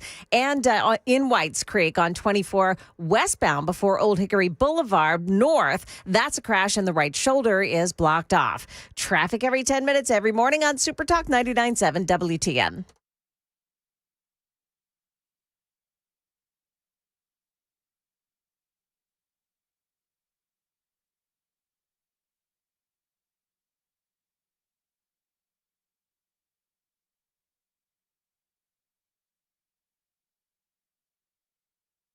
.636, Nashville's Morning News on Super Talk 99.7 WTN. And Nashville's Morning News powered by Tennessee National Golf and Waterfront Community. Congressman Tim Burchett is joining us here on the Newsmaker Hotline. Congressman, I've got to ask, how many hours of sleep did you get, and how many cups of coffee are you currently on? I have not had any coffee yet. I've got a conservative group I meet with, conservative congressmen, and I'll have my coffee there. I have probably less than 3 hours sleep because I get up at 4:30, and then it takes me a little to wind down. So tell me what you thought about it. And by the way, thank you so much for getting up this early to talk to Nashville's Morning News and the people of Middle Tennessee. It does say a lot about you, your availability and willingness to talk to folks. And so I very much appreciate it. So tell me, number one, and I was on the road when the speech happened. So were you were one of the ones that had a word with Donald Trump as he walked into the chambers. Is that what I'm understanding? What did you say to the president? That's correct. I'd had a conversation. I'd called him earlier in the morning, a little bit before 7, and I just had an epiphany, I guess. I'm praying for him, and I just wanted to let him know. And he'd given me his phone number, and so I just called him, and sure enough, he picked up the phone, and we talked for 14 minutes just about where the country was headed and what his vision was for all kinds of issues that some I can talk about and some I can't. But it left me with a very good feeling. And then when I saw him, you can read what he said. It was very kind what he said to me. And then we had a nice little chat right there. And then when he came off the floor, he hollered at me again. So I was just, I'm incredibly honored, though. It's not, I guess your ego could take over, but I am just a kid from West Knoxville. I was publicly educated. It took me 6 years to get out of UT. I didn't drink or smoke pot. Daddy fought in the Second World War, and my mama flew an airplane. She's from Cheatham County, didn't have electricity because she's a senior in high school, and Daddy was in the Marine Corps and fought the Japanese. Peleliu, Okinawa, went to China and fought the communists. My parents, and I think about them. I know that sounds crazy. All these thoughts run into your head, but I just think about where I came from and where I am, and I do not take that for granted. I feel like God, for better or for worse, has got me in this seat for some reason, and I'm just trying to figure out why. And it was every time I'm with a president or with a world leader, it is very surreal. But I do remember, though, that I represent Tennessee and our values and not Washington, D.C.'s values. And I sure as hell don't represent the values of the Democrat Party that can't even stand up and applaud a lady whose daughter was brutally murdered on a train, or a young family going to be able to afford a house. I watched Democrats berate one of their own members, a new member, for cheering. Just to me, it's really a shame of where the Democrat Party is. I'm mad at the Republican Party because I feel like we're fumbling a lot, but we are nowhere near as bad as they are. And I guess I'm talking too much because I'm really tired, but those are just some of the thoughts I've had this morning. I don't think you're talking too much. I think that the things that you're saying are incredibly impactful, and that's why I'm not doing my usual interruption that I sometimes do, because I want to get all my questions in. But, I'm going to go a little personal. So you talked about, you spoke about how it is surreal that, when you're in the presence of world leaders. But is it even more surreal to be able to just call the leader of the free world and have a conversation for 14 minutes? And he actually, he sees on his phone, Tim Burchett, and he's picking it up. I mean, that's got to be surreal as well. It is. And he quotes me. He's seen me on he must be the only guy that watches CNN that I know on our side of the aisle, because he'll quote me every time I'm on CNN. I'm like, dadgum, this is unbelievable. I don't know if the guy ever sleeps. And he quotes me on things I've said on Twitter or X and Instagram. I mean, and on all the news services. And it just, he has a genuine like of me. And he's always been very receptive when I come into the Oval Office. He introduces me to all these big shots in there, and I don't know who the heck they are. I have to Google them when I leave, and it's kind of funny. Members will say to me, God, Burchett, man, what were you talking to such and such about? And I go, which one was that? Because I don't follow honestly, I don't watch the news. I don't watch Fox. I don't watch CNN. I don't watch any of it. Occasionally I'll go on, if I know I'm going to be on CNN or Fox, I'll click it on the television in the morning to see what they're talking about, so I can sort of figure out what they're going to talk to me about. But it just amazes me that this guy never sleeps. But yeah, well, it's kind of cool that I can call him, but I don't waste it. I mean, I don't. Hey, Mr. President, I'm out here fishing. Just want to say hello, or something. I'm working on my old motorcycle. Just want to say hello. I call him when it's important, and he calls me when it's important, and that's generally very rare, but it's always pleasant. He's never cussed me. He's never talked down to me. And, I hear all these people say this stuff, and honestly, I don't think I've ever heard him cuss unless he's talking about the Supreme Court. And yeah, so I don't, it's just, it is really surreal. And I enjoy that relationship, but I do realize I am the 435th most powerful member of Congress. So I get my role. But for some reason he likes me. Listen, Congressman, if you've got his phone number, which obviously you do, and he'll spend 14 minutes talking to you on the day that he's supposed to be prepping for the State of the Union, I think you probably rank higher than 435th on the list of most powerful representatives. All right, let's get to the speech. So it was an hour and 41 minutes, and I'm going to be honest with you, I was not able to stay up and watch the whole thing because I work these gosh awful hours. But from what I can tell, it doesn't seem like it dragged. It didn't seem like there was a point where it was like, okay, we're done. Yep. No, it didn't. And I was sitting next to Luna, and Anna-Polina Luna, and Boebert was beside her, and we were talking. I said, well, he's talked about this, he's talked about that. What's left? And because he talked in the stock market, he talked about our banning insider trading of members of Congress. And I was glad he talked about us being the dominant leader in oil and gas production in the world once again, and the wars that he's ended. And the Democrats mocked him with that. But it's the truth. He got on the phone and said, look, we're not going to play ball with y'all. We're cutting your ass off monetarily and business-wise, and we're going to cut the people off that are doing business with you unless you get out of it, unless y'all cool this stuff. And he did. He actually prevented probably close to what could have become a nuclear war between India and Pakistan. Yeah. And, Iran's nuclear capabilities are disabled. Nobody's talking about that. They dropped a bomb from 30,000 feet, and I was in the White House when Trump was explaining to us what exactly had happened, and we can talk about it now. They dropped this dadgum bomb from 30,000 feet and put it in a hole the size of a refrigerator lid. Wow. That is American excellence. That's not anybody else in the world that does that kind of stuff. And we took Iran out of the nuclear business. And, that's something that he talked about, too, is Iran. where they were headed and what we needed to do there. Talked about Mexico, and they're just, the cartels run that country. We know it, and they know it.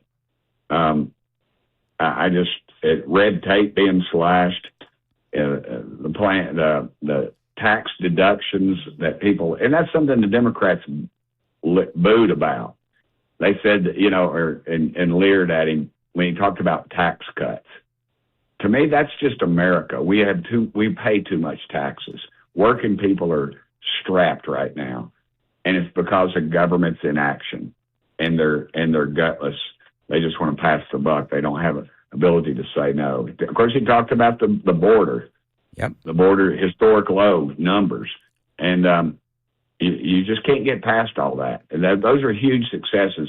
And people say, well, what's the border got to do with the economy? Well, I'll tell you what it has to do with the economy.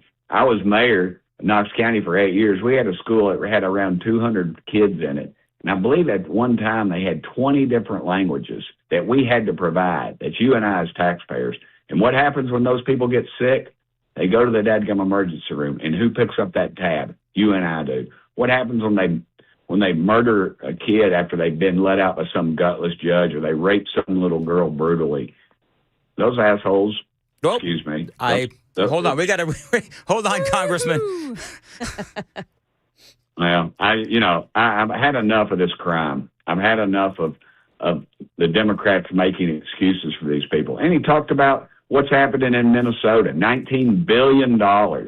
Yes. I can remember when the state of Tennessee's entire budget was $19 billion. And that's how much they're stealing. And Omar has the ability in our great free nation to yell at the president about that. Yeah, it's just unbelievable. Congressman, and I played that audio earlier. Ilhan Omar, Rashida Tlaib screaming back at the president. And one of the things that, I've always said this, I probably said it earlier today, but, part of what defines you is what outrages you. And the fact that, they couldn't stand in solidarity with the government protecting American citizens. They couldn't stand in solidarity with honoring the parents of a murder victim. I think that tells you that if they're not outraged over that, that tells you what their priorities are. They're not our priorities. Medal of Honor recipients, the guys shot up. They had, some of them had a look of disdain upon their faces. National Guardsman who was shot up here in Washington, D.C. by a terrorist, literally. And, you see their leadership. I looked over a couple of times. Hakeem Jeffries wouldn't clap, wouldn't stand up. And that is the leadership of the Democrat Party. Absolutely. And I think one of the things that CNN had a moment, that I played it earlier, but I'll encapsulate, which is that before the speech, something like 54% of the American people believed that Donald Trump's policy would lead our nation in the right direction. After the speech, it went from 54% to 64%. So I believe that, as we wrap this up, I believe that the president, this was a very good speech. It was a long speech, but I don't believe that there was time wasted. And it does seem like the president was able to make the case that our country is moving in the right direction. I agree. And then when, they talk bad about our border security, those are people that are supporting sex trafficking, child exploitation, and drug trafficking. That's all they're doing. That's all they're doing is supporting that. And that is the state of the Democrat Party today. I couldn't decide which they hated worse. It's not Donald Trump. I think it's they hate this country. They hate what we stand for, and they want to destroy it. And that should scare every American in this thing. I remember back when, and the media is in on it too, not you all, of course, but I remember when Marsha Blackburn asked for the flight logs of Epstein's plane, and Dick Durbin, the chairman of the committee, I don't know what you're talking about. I don't know. And he started mansplaining to her, and the national media sided with him. That should tell you where the national media is. That should tell you what it's all about. And we can do better. God bless this great country, but man, if we don't have enough sense to throw those idiots out, I have a bad feeling that we're going to be like the Israelis. We're going to be walking around in the wilderness for 40 years because we could really be in some bad trouble. Well, we could be, and that's why I believe that the Republicans need to do whatever they can to pass the Save America Act, because as Donald Trump said last night, imploring John Thune to make sure that it passes the Senate, it's because if the Democrats get in and they ultimately get control, then you're right, Congressman, we could be in for a world of hurt. And one of the things as we talk about this, do you believe the polling that shows that Donald Trump and the Republicans are not doing well as far as the polling goes, the national polling? We talk about the lunacy of the Democrats and what they stand for and what they refuse to stand for, and I just have a hard time believing the polling. Well, they own the polling. They own the media lock, stock, and barrel. So, again, Trump's never won an election because of according to them. I mean, every election poll you've seen is never in his favor.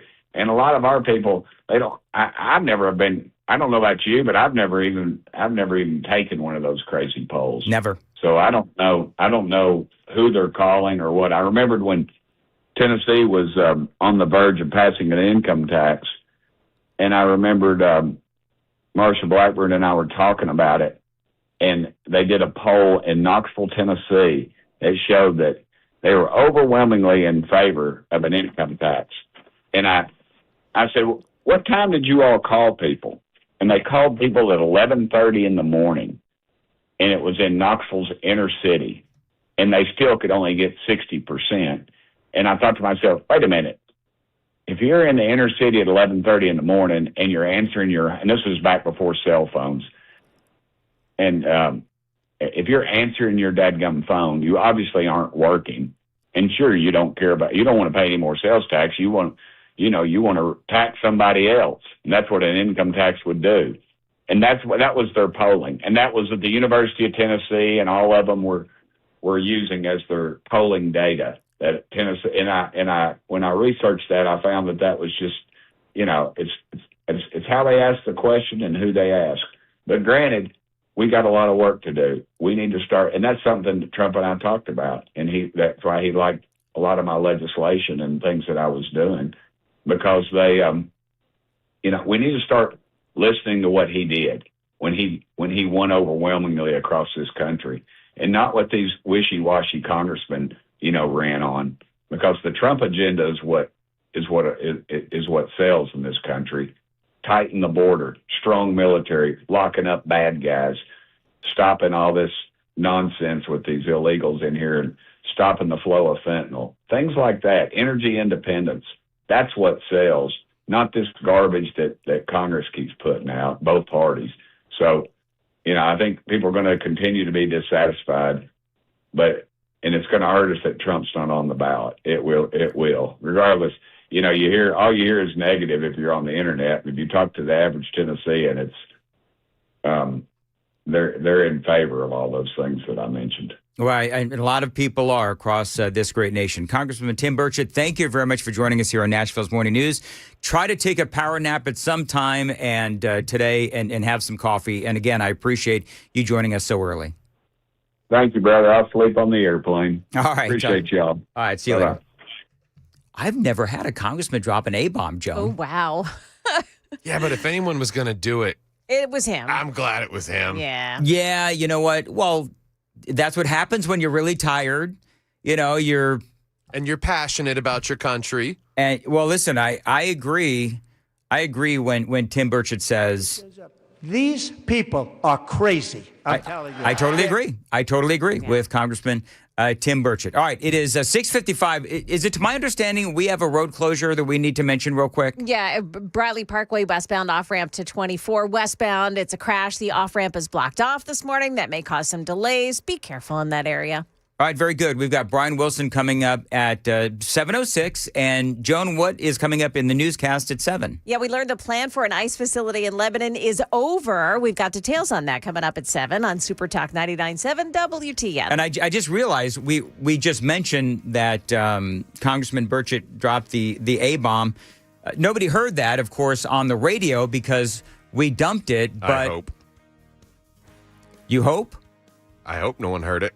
Okay, well, the people on the YouTube chat did hear. If you want to find it, go listen to the YouTube If chat. that important to you, go find it on YouTube. And watch me and Sam both rip our shoulders off reaching for the dump button.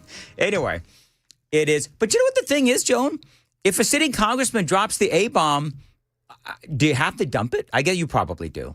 I should know the answer to that question. I think the FCC would say, yeah, you should. Yeah, but we control the FCC, Joan. Oh, I see. Yes. That Brandon guy. Yeah. He controls the FCC, so I think we'd be in the clear. Whatever. Got to go. 6:56. Dan Mattis here for my friends at Stoltz Co., a great Tennessee company. They do continue to grow and expand.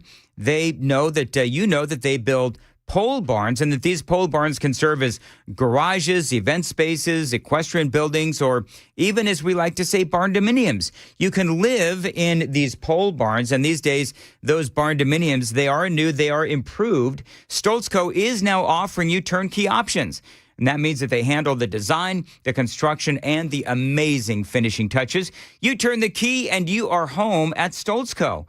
By the way, your new pole barn, again, it can be used for anything. So if you have some land that needs a building to really complete the look and the use of that land, Stoltz Co. can help you out. Call them. Tell them Dan told you to reach out. That phone number is 615-622-5992, 615-622-5992. Find them on Instagram and Facebook to see examples of their incredible work around Middle Tennessee. STOLTZCO, StoltzCo.com.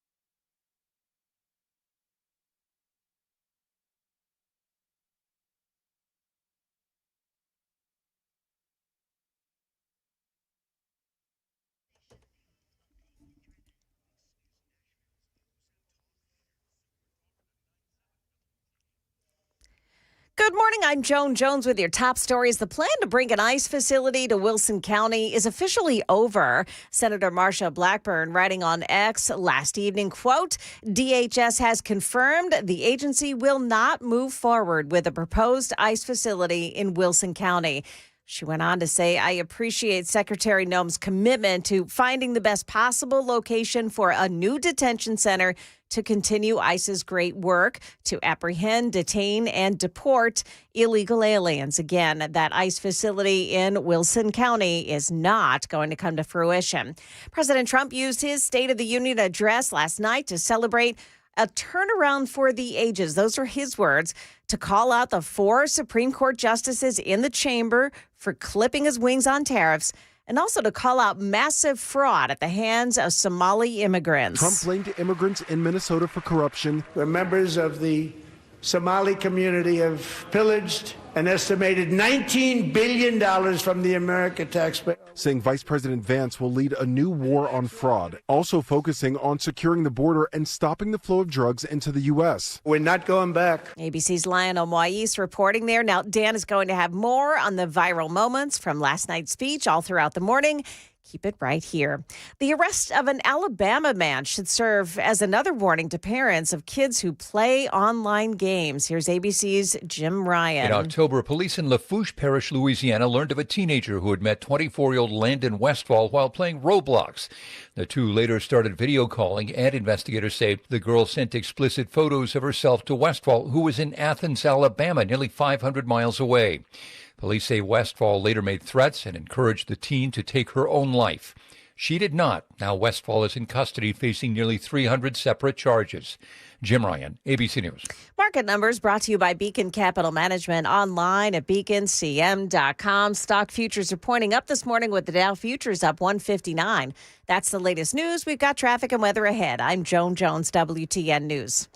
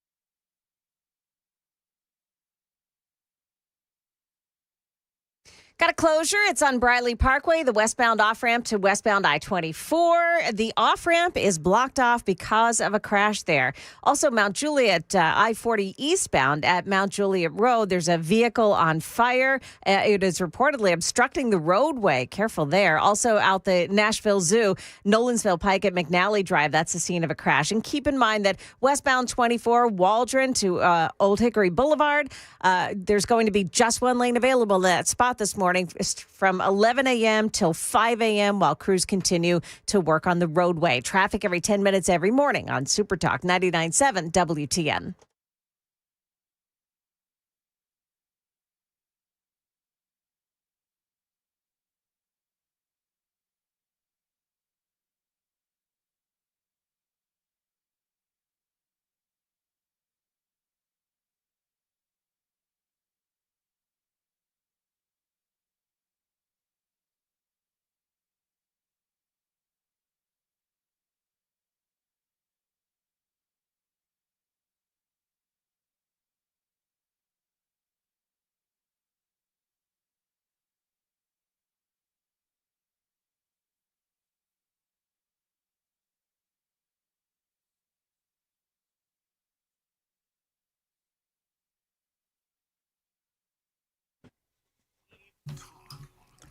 7:07, Nashville's Morning News on Super Talk 99.7 WTN. Good morning to your friends. Hope you are doing well, and welcome on in to a Wednesday, February 25th of 2026.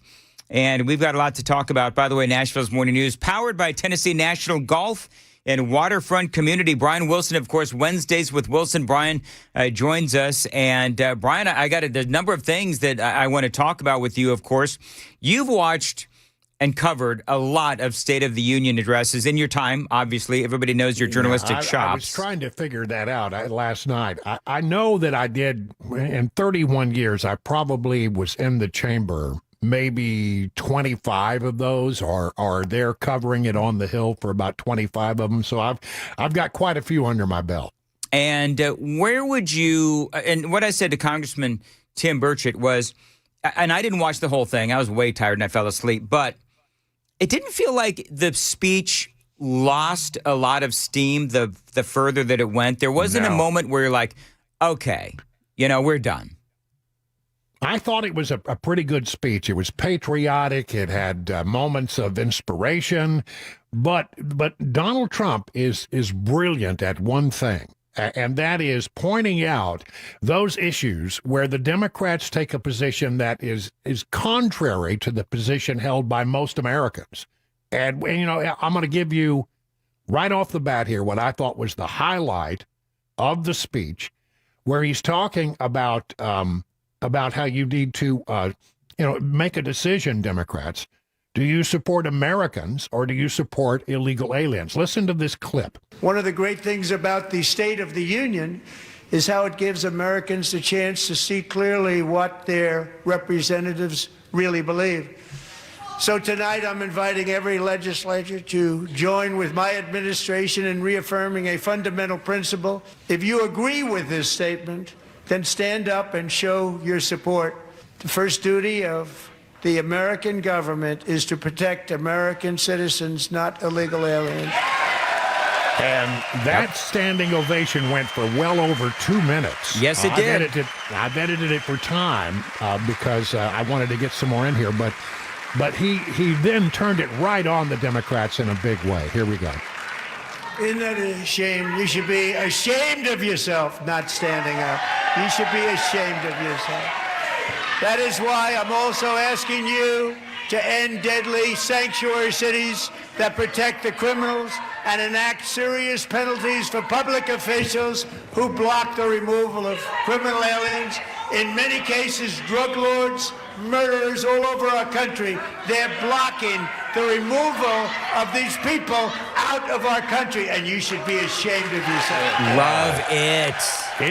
It was good, and you hear Ilhan Omar and Jayapal, they're heckling Rashida the Tlaib president back there as well. Yeah, and all of that works to Trump's benefit, I believe. I mean, it was so effective because that's. I mean, it's got to be frustrating to Trump that he runs on, I'm going to do something about illegal immigration, and he wins by a landslide. And then after he does what he said he was going to do, he starts to get, a lot of back crap about it, and people give him a hard time about it. The bottom line is he was able to, again, remind the American people in that moment why you elected me. And by the way, I've done what I said I was going to do. Mm-hmm. I thought that was incredibly effective. It made the Democrats look real small. Can I say one thing, too? There's something just, Brian, unseemly about Donald Trump talking about protecting the American people, getting rid of the murderers and the gang members and the drug dealers and all that. There's something unseemly about Ilhan Omar, dressed up in her Somalian garb, knowing that the Somali community has ripped off the American people in Minnesota, and she has the gall to start screaming back at an American president. That really angered me. That really ticked me off. And the other thing that I thought, Brian, then we'll get back to your second audio bite. The other thing that I liked that Donald Trump did was he set up tonight's State of the Union talking about illegal aliens and all that kind of stuff. He set it up yesterday with the press conference and the event featuring angel families. Right. I thought that was incredibly well done. Donald Trump brings a sense of showmanship to everything that he does, and that was evident yesterday and last night. I couldn't agree with you more. And you know, look, this is all a bunch of political theater anyway, and the Democrats have been very effective at using this political theater to their advantage in the past, and he boxed them in. He said, okay, look, here are some things. I'll give you another example. Here's another perfect example. The SAVE Act. He's very much in favor of the SAVE Act, and Democrats are not. And by the way, Americans, by and large, support the president on this. I'm asking you to approve the Save America Act. Again, these are edited for time because the applause was so long. From voting in our sacred American elections, that cheating is rampant in our elections. It's rampant. It's very simple. All voters must show voter ID. All voters must show proof of citizenship in order to vote. Mail-in ballots except for illness, disability, military, or travel.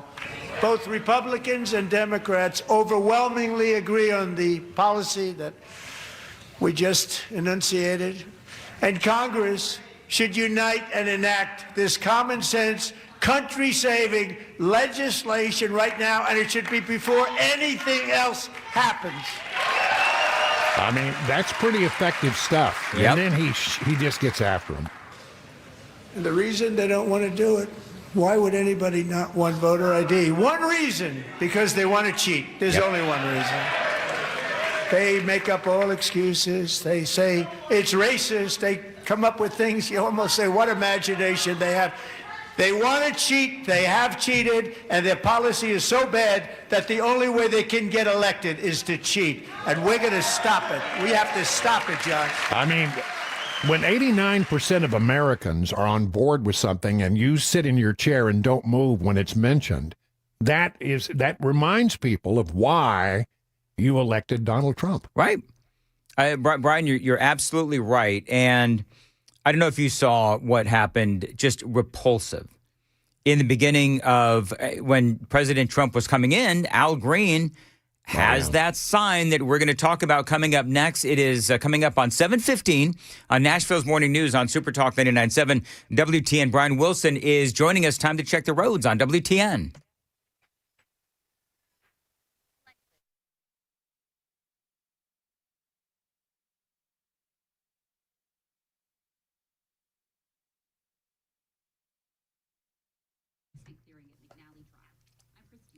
Breezy this morning, a high of 57. Watch for a shower or two in the afternoon. Appreciate you listening to Nashville's Morning News. Brian, the sign that Al Green had, it said, black people aren't apes, is what he said. Repulsive, obviously. And he's responding, of course, to Donald Trump or somebody in his administration posting accidentally that video that a lot of people, we mentioned it here as well on Nashville's Morning News.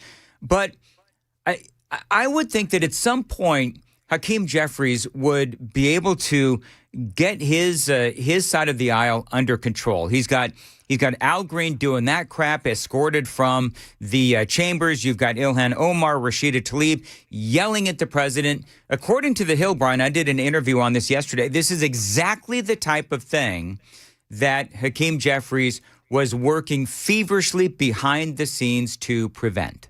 Well, I would say that they were better behaved than I expected them to be, with a few notable exemptions. I do think that Al Green, well, first of all, that was not a great moment for the Trump administration. We can all agree that probably should never have been posted. But now that, people don't like inherent rudeness. And that's the thing that I think works against the Democrats is they will be perceived in all of these instances of being rude to the president of the United States. I mean, he reels them in. It's really amazing. I got one more clip. Can I get this one more clip? Absolutely, go. This was my personal favorite of the night, where Trump went after the Democrats on insider trading. I'm announcing that next year my administration will give these often forgotten American workers, great people, the people that built our country, access to the same type of retirement plan offered to every federal worker. We will match your contribution with up to $1,000 each year. As we ensure that all Americans can profit from a rising stock market, let's also ensure that members of Congress cannot corruptly profit from using insider information. Again, I've edited these applauses down because they went on for so long, but you get the sense of it. This went over well with Republicans. They stood up for that. I can't believe it. Talking about the Democrats. I can't believe it. Did Nancy Pelosi stand up? Yeah. Yes. Pass the Stop Insider Trading Act without delay. I love it. So there you have my favorite moments from the speech. I mean, this is all his biggest problem right now, Dan, is a matter of perception. I mean, I think you can look at the statistics and the raw statistics and say, look, the economy is getting better. There's little doubt of that. But people aren't yet perceiving that to be the case. And many people aren't perceiving that to be the case as yet. We're in that sort of weird no man's land where things are getting better, but it hasn't reached the perception of a great number of Americans right now. And that's why the Democrats have found a wedge on this issue of affordability. I think that's going to resolve itself as these income tax returns start to drop into people's bank accounts, and they adjust their deductions to have more money coming in every month. Yep. I think that's gonna really have an impact, but it probably won't hit until April or May.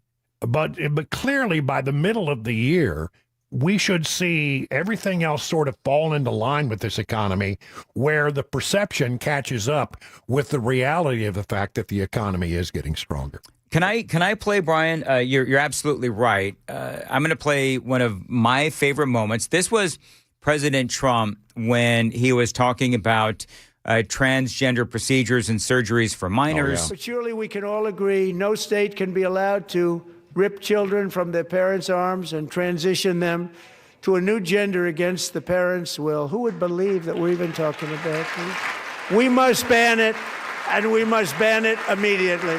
I mean, obviously, and I like how the president is sort of like, who cannot agree that gender mutilation is a bad thing when you're talking about children? Well, of course, it was the Democrats who continued to sit silently. Nobody stands up. These people are crazy. I'm telling you, they're crazy. Yep. See, that's his brilliance, finding those wedge issues and just ramming them right up, the part of the body that Congressman Burchett mentioned a while ago.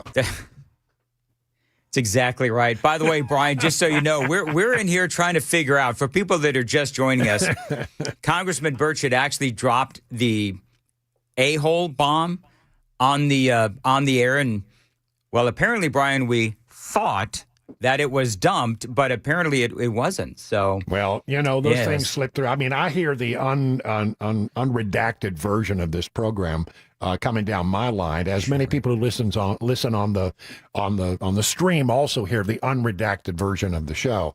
So I can't tell if you got it or not, but the bottom line is I don't think anybody disagrees with that assessment. No, not at all. Who listens to this program at all. And I think, sometimes you just got to say what needs to be said. That's one of the things I love about Congressman Burchett. I truly do. Oh, he is number one, and I said this to him, the fact that he only got a couple of hours sleep, and then he's willing to get up at, gosh awful time after being up so late, not even having coffee yet.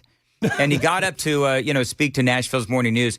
I think says a lot about the congressman. And, yeah, he remains, Brian, you and I have been interviewing politicians for a long time. And you clearly far more than I have. But he does remain. I think he's probably, with no disrespect to anyone else, I think he's one of my all-time faves. Yeah, he's a favorite of mine for sure, because I like a guy who'll just tell it to you straight. Where the cow ate the cabbage. What is that? How the cow ate the cabbage. Okay, that's exactly. All right, so real quick, do you believe that Donald Trump's, as we wrap this up, Donald Trump's speech, how do you think it worked with independents? Well, I think it was a reminder to those. I mean, it was really aimed at the independents. It was a reminder to those independents of why they voted for Donald Trump in the first place. I mean, I think they have forgotten it. They see some ugly pictures out of Minnesota and they don't like it. I mean, people generally don't like that kind of conflict on the street of America. It makes it look chaotic. It makes it look like the nation is out of control. But honestly, to be truthful with you, I think he needed to remind those and people in the middle who decide elections, and we got a midterm election coming up, exactly why you voted for me. And by the way, why are you mad at me if I've done the things that I said I was going to do? I think that reminder needed to be made. And I think the president did do that. And I think that the Democrats did a great job of reminding people why they're crazy. Exactly. As Donald Trump said. I mean, he played that bit of theater so perfectly well. Oh, it really was. Well, you know what? There's a bit of, he kind of looks like with President Trump. I think that he feels like politics is sort of like wrestling. You know what I mean? Like there's that theater, there's that strategy, there is calling them out, and he did all of that, and he did it so incredibly brilliantly.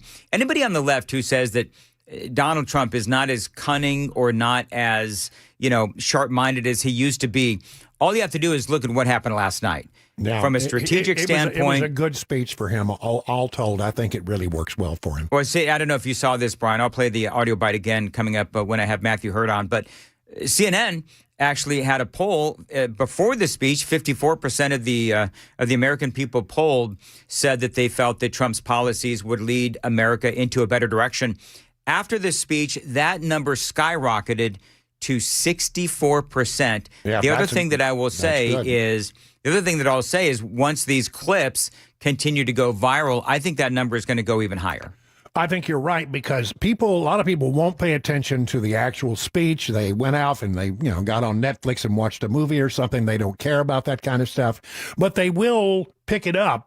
Some of the highlights, and for the Democrats, I would say the lowlights of this speech as they are replayed today on talk radio, on the cable news channels, etc. That's where they will form a larger opinion. And I think this went very well for the president last night. I think it probably will see a bump coming his direction, and that's something that is desperately needed as we get ready to head into the midterm elections. Brian, always a terrific analysis, and we'll look forward to talking to you again soon. Always a pleasure, Dan. Thank you very much. All right, we'll see you. It is 7:25 on Super Talk 99.7 WTN. Joan, I think that my lack of sleep is also beginning to show. Do you think? Now, I'm not going to be dropping A-bombs on the radio because clearly... Do you think, hey, Joan, just me and you talking? Yeah. Do you think Sam's going to have to go through some additional training on how to dump? Sam, do you want to be honest and tell the audience what you told me in my headphones? I was trying to see if there's something else I could have done because I'm a perfectionist, and really couldn't tell. There's a separate. Sorry, go ahead. Button that says dump on it, but it's on the other side of the console. It's not the one attached right to all of the audio interface right here. So right. I asked Mason, who's been here longer, and Mason said, no, it should just be the one button. So this looks like a question for engineering. Our favorite department. Listen, I love engineering. No? Oh. What'd you say, Joan? The Department of No? No. No. No. Okay. No, the Department of No, Joan, is who we're hoping doesn't hear about this unfortunate incident. I see. Out of all the days to choose to listen, please not be today. So for people that are just joining us, Joan, what I'm going to do, we've pulled the audio of Congressman Tim Burchett calling Democrats a-holes. Yeah.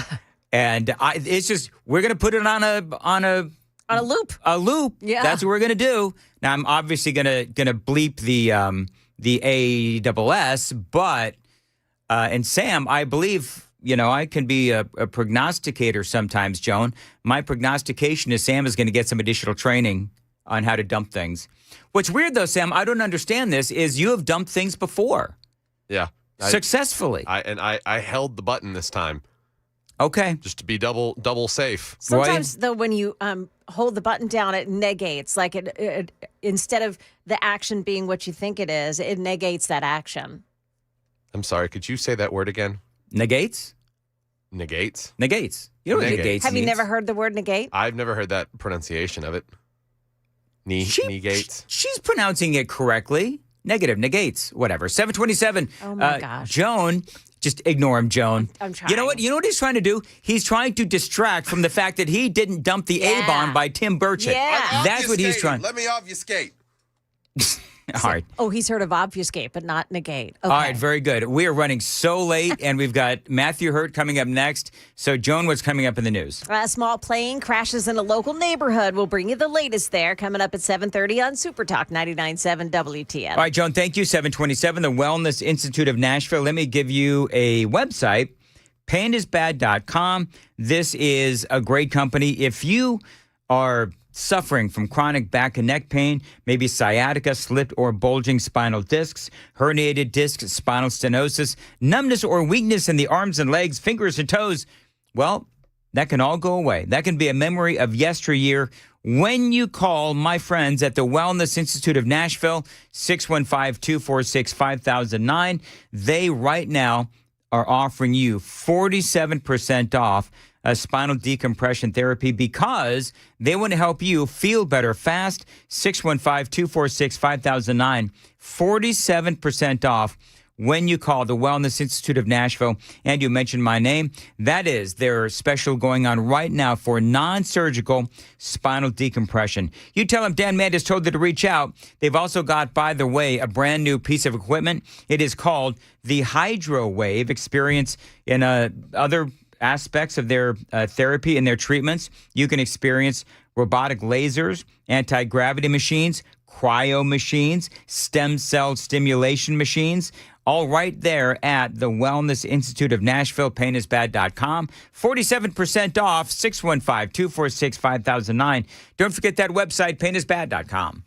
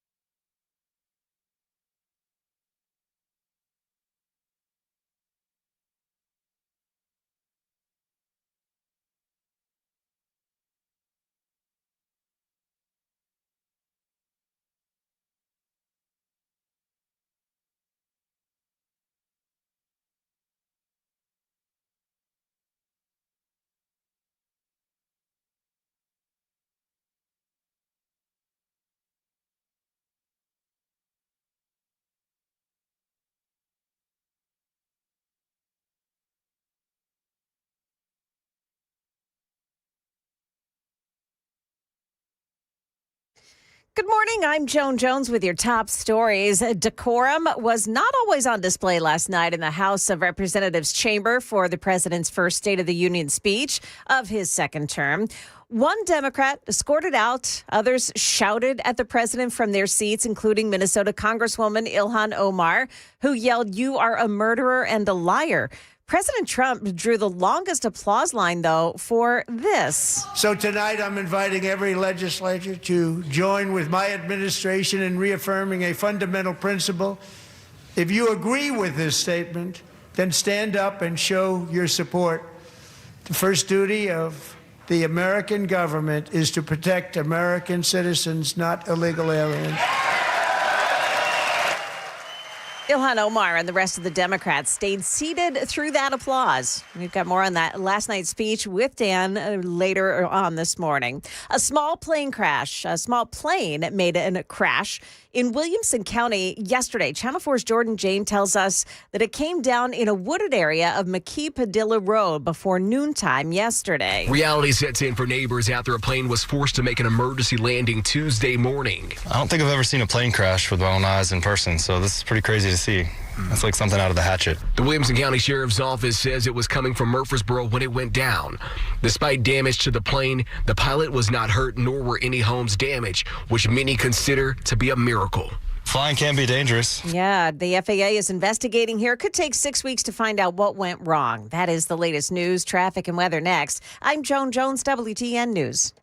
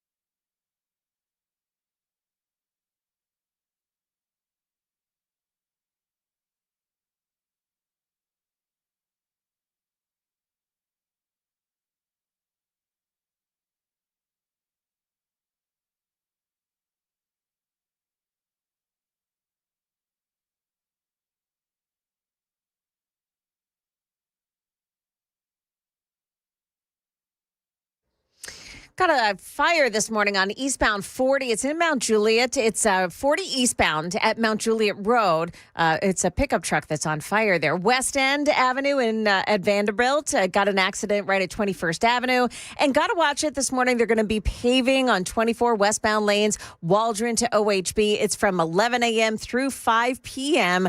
And there will be backups. Traffic every 10 minutes every morning on Super Talk 99.7 WTN.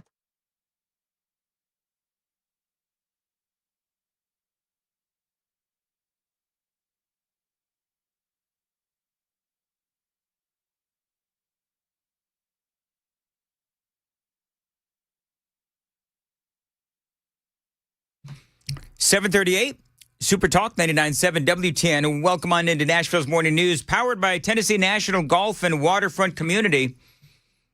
And appreciate you listening. Matthew Hurt is joining us. Matthew, our grassroots political analyst, always great to have you on. And Matthew, I know that you, I think that we can all agree with Congressman Tim Burchett, audio, when we talk about the Democrats last night. Those assholes. There you go. Well, Dan, what your listeners may not know, and this is what's great about radio, and this is why I like coming on and talking to you once or twice a week, is that you do your best in the morning to put together a great show. And this is now the second time Congressman Tim Burchett, has bumped me in the segment that we previously agreed upon the night before. And I would not have said the a-hole word on the radio in the last hour. But and Congressman Burchett is... well, Matthew, if you dropped a few more A-bombs like Tim Burchett did, maybe I wouldn't bump you.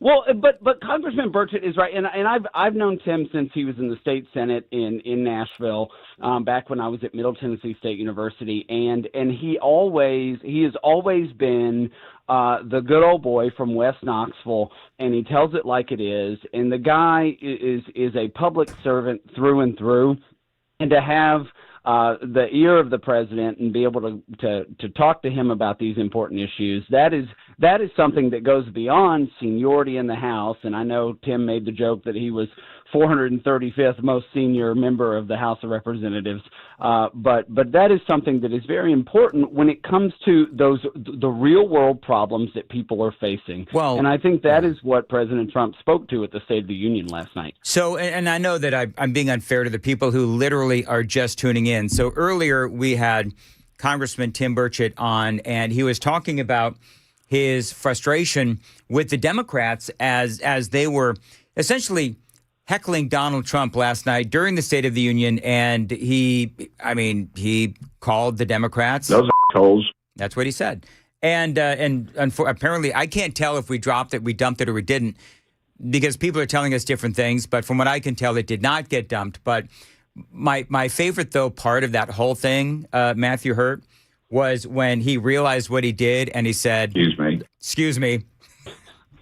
I think that was one of my all-time favorite Tim Burchett appearances, not because of the a-hole comment. I mean, these things happen, but because he did tell us what it's like to, have the president of the United States speak to him for 14 minutes, pick up the phone and speak to him for 14 minutes on the day of the State of the Union. So if you, after I get off the air and whenever you have time without not listening to WTN, but go back and listen to that interview with Tim Burchett, because it was, I think, probably one of my all-time favorites for a number of different reasons.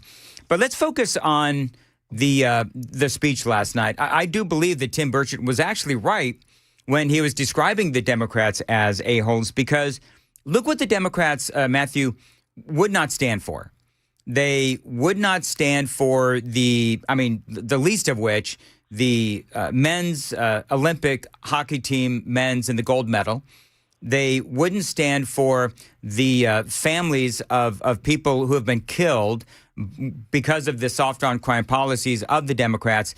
They wouldn't stand for, the United States of America and the government protecting the American people. I mean, they wouldn't stand for anything that makes common sense.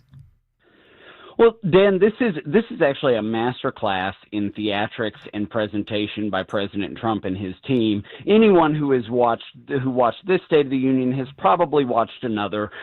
You know for a fact that Republicans and Democrats alternate, applauding, standing up. Oftentimes, a decade ago and further back, Democrats and Republicans would stand up and applaud. And to have President Trump roll that into his speech, stand up if you agree that the first responsibility of the federal government is defending Americans from illegal immigrants, and knowing the Democrats would not stand. So it creates a contrast. It creates it just shows that the Democrats are unwilling to cross the aisle to do what is right on these issues on which a majority of Americans agree with the president. So he knew it. His speechwriting team knew it. I'm certain that was probably an idea that he tossed out in the meeting, putting this speech together, and it was a master class in the presentation, knowing that they would not stand up and that would appear on television. Yeah, and this was an hour and 41-minute speech. I'll ask you the same thing that I asked Brian Wilson and I think Tim Burchett. It was an hour and 41 minutes, and I fell asleep because I was really tired because I work the mornings. But I don't feel like the speech lost any momentum. And really, the impact of that speech will be felt today, literally right now, as people are discovering all of the clips on YouTube and Twitter and Instagram and so forth. Well, Brian Wilson made an excellent point in the last segment. He said, maybe not everybody watched the entire speech, and I didn't catch the entire speech in real time. What I can tell you is it will be clipped. Yep. It'll be on social media.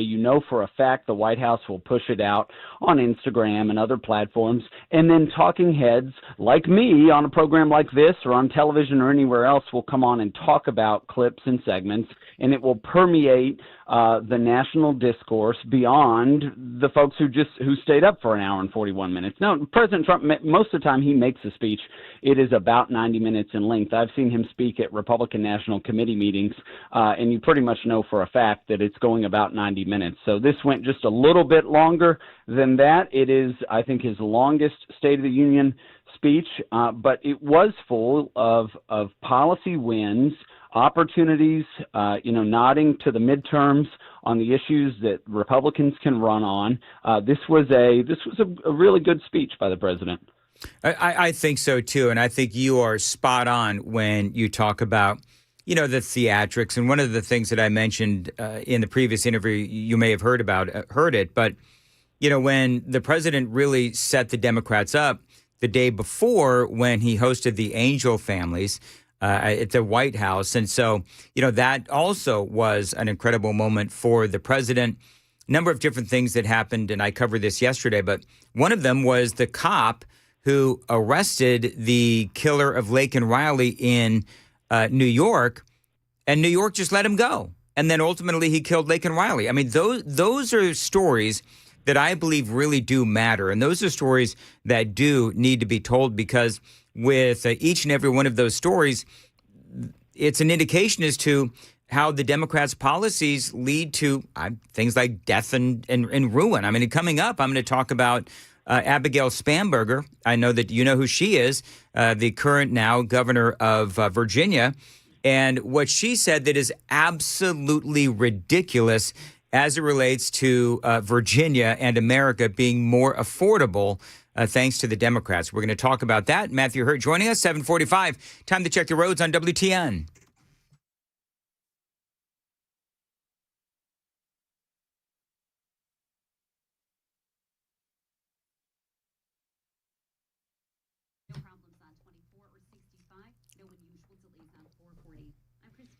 Breezy this morning, a high of 57. Watch for a shower or two here in the afternoon. Matthew Hurt is joining us on Super Talk 99.7. I did play this earlier. This is the response to the State of the Union. Matthew, of course, from Middle Tennessee, though you live in Virginia. This is your new governor and what she had to say regarding the president's speech. But here in Virginia, I am working with our state legislature to lower costs and make the Commonwealth more affordable. So I know, Matthew, that you in particular find that hysterical because of all of the new taxes that she is implementing. I want to play this companion clip real quick, just so that I can get your comment on both. Here's a list of the many tax increases and proposals Democrats in Virginia are considering passing. They include additional local sales tax in all Virginia counties and cities, new personal property tax on electric leaf blowers and electric landscaping equipment, large employer tax, gun and ammunition tax, new income tax brackets, a delivery tax. This would hit you if you make an order on Amazon, Uber Eats, or an order that includes UPS, FedEx, delivery, etc. here in Northern Virginia. There's also a tax they're looking at for events, concerts, an investment income tax, storage facility tax, gym membership tax, dog walking tax, dog grooming tax, counseling tax, digital personal property tax, new car taxes and highway use fees, an increase in the hotel tax here in Arlington. Statewide speed cameras. Now, these aren't taxes, but they would include more fines for some drivers, dry cleaning tax, home repair tax, and a vehicle repair tax. I mean, really. But here in Virginia, I am working with our state legislature to lower costs and make the Commonwealth more affordable. So I don't know, Matthew. It doesn't sound like she's trying to lower costs. Well, Dan, it is so good to hear WJLA's Nick Minock on Nashville Talk Radio. He is like Phil Williams' arch nemesis. Because he digs in on these issues, and he is absolutely right. Nick is the reporter we hear in that audio clip, and he does the hard work to investigate not only these taxes, 51 tax increases proposed in Democrat legislation in Richmond, many of them targeting, as you heard near the end of this, minute and a half long rattling off of tax increases, targeting Arlington, Fairfax, Alexandria, which are the most far left communities in Virginia, sure, and the most affluent communities. So they think that they can treat their voters, mostly Democrats up here, their voters like a piggy bank. But Virginians are being gaslit. They're being gaslit on affordability, and they're being gaslit on the constitutional amendment to redistrict, gerrymander these lines. And it is an outright lie. What I saw that was interesting to me, Dan, before Governor Spanberger made her response, the Democrats were really upset that she was doing it in Colonial Williamsburg, which is the colonial capital of Virginia. We're celebrating America's 250. This was the capital of Virginia before they moved to Richmond, and they were very upset that Abigail Spanberger was representing white colonists in this. So there's no shortage of things for Democrats to be upset about within and among their own party, but these tax increases are the exact opposite of affordability. Well, here's the way that I look at it, and maybe you can add some additional color to this, but I think that what she's ultimately doing is she's raising taxes on the people that are working in the state of Virginia. What she's doing is she's making it affordable for the people that they want to give a bunch of free stuff to. Well, yeah, and that is absolutely right. This is a wealth transfer. However, in a place like Northern Virginia, it disproportionately impacts her voters. So I'm interested to see how the opposite of the affordability argument plays out in the midterms in Northern Virginia, because so many of the people, thousands and thousands of people whose money is being raided to give to the takers side of this equation are her voters, or Democrat voters. Let me ask you, Matthew. So I keep talking about this because I think it's an important thing. But, 54% approved of Donald Trump's policies leading America into the right direction. After this speech, 64% were approving of the president's policies, taking us into the right direction. So an additional 10%. So it does seem like the president's speech did land. And I think that the question is, okay, so does that mean that a lot of the American people also saw the Democrats behaving badly, and it seems to me like they played right into Donald Trump and the Republicans' hands? Yeah, I think you're right here, Dan. I think that one of the things that is going to trip up Democrats this year is Orange Man bad. It's what motivates their base, but it isn't a policy solution for the middle, those independents who are making up their mind and will make up their mind into October and November. And I think they just look foolish this year. Well, they sure do. And for people that are just joining us, I saw last night Ilhan Omar and Rashida Tlaib, but particularly Ilhan Omar screaming at the president. I said this in the interview with Brian Wilson as well. There's something unseemly about Ilhan Omar, Somalian, after we know what happened in Minnesota with the billions of dollars in fraud, U.S. taxpayers, all that money going to the Somalian community.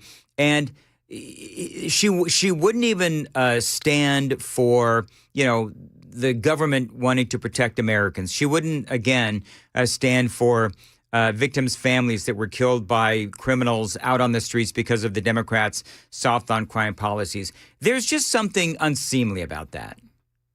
Yeah, again, this is that stark partisanship, the TDS or Orange Man bad syndrome that the Democrats have. They can't give him a win because that would mean that Hitler, in their mind, has a win, and he can't get a win at all. And I think this opposite of coming to the table with solutions or agreeing when the other party does something right is going to set them back this midterm cycle.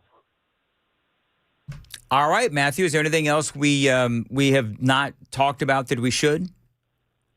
Well, this is the second time this week I've been on with you, Dan, so I just appreciate the opportunity, and it is up to your listeners and the folks who are tuned in to go out and make the case for our principles as we head into these midterm elections. Historically, the party in the White House has a setback in the midterms, and we can change history by showing up and making our voices heard and voting. That's right. All right. Thank you, Matthew. We'll talk to you again soon. It is 7:53 on Nashville's Morning News on Super Talk 99.7. Joan, I think that if there's just, one message from this morning's broadcast, it's those assholes talking about the Democrats. Although, again, I still feel like the best part of that comment was when the congressman said, Excuse me. Excuse me. Excuse me. Oops. I'll go ahead and put myself in the corner, said Congressman Tim Burchett. I got to tell you, I'm getting so many differing comments from listeners about whether or not this thing actually did go out over the air. Tim Burchett's calling the Democrats a-holes. I don't know if... maybe it has to do with the distance away you were. From I know the radio waves travel very fast, but I'm just saying. I don't think that's it. No. I'm Thank trying you, to be hopeful, man. Mm-hmm. 7:54 on Super Talk 99.7, and Joan's got the news coming up at 8, Joan. Yeah, we'll tell you where speed cameras are being proposed around here, and also what some college students had to say about last night's speech. But there's a twist to this story. It's coming up at 8 on Super Talk 99.7 WTN. Think of Joan, 7:55 on Super Talk. Low T Center. Guys, if you didn't meet your goals in January, help is just a phone call away. At Low T Center, they are expanding their New Year's promos to February, of course. So this month, the end is near, though, friends. So you've got to check them out today.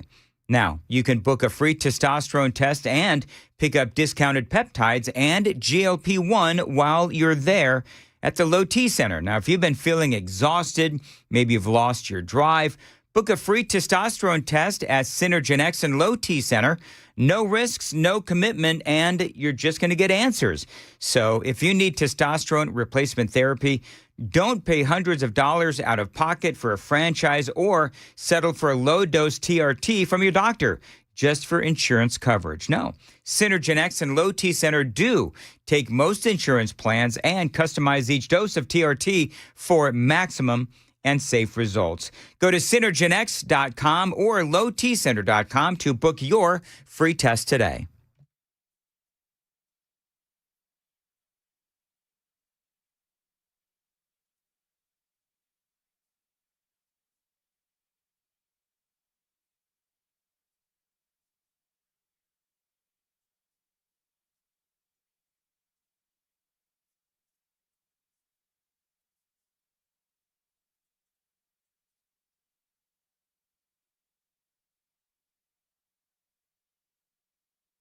$7:56 on Nashville's Morning News on Super Talk 99.7 WTN. I want to tell you about my friends at USS United Structural Systems. You know, Tennessee is in still recovery mode, and USS is here to help you.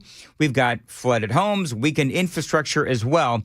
You know, since way back in 1994, USS has helped thousands of families and businesses restore their homes after foundation damage. And that damage oftentimes comes from the crazy weather like we've had in the last couple of months. And year after year, tens of thousands of Middle Tennesseans have been helped by United Structural Systems. From schools to homes and community involvement, USS has been huge in times of trouble and despair. USS, right now, they are about to help build their 10th Habitat for Humanity home. USS, so they've got 25 volunteers that are going to be out in force getting this home built for a needy family in Ashland City. You can always count on United Structural Systems. Now, how can they help you? If you've got foundation or water issues, go with the company tied to our community. United Structural Systems. Gain peace of mind with USS and their foundation repair and waterproofing services. USSTN.com. 615-488-7855. 615-488-7855. Again, USSTN.com.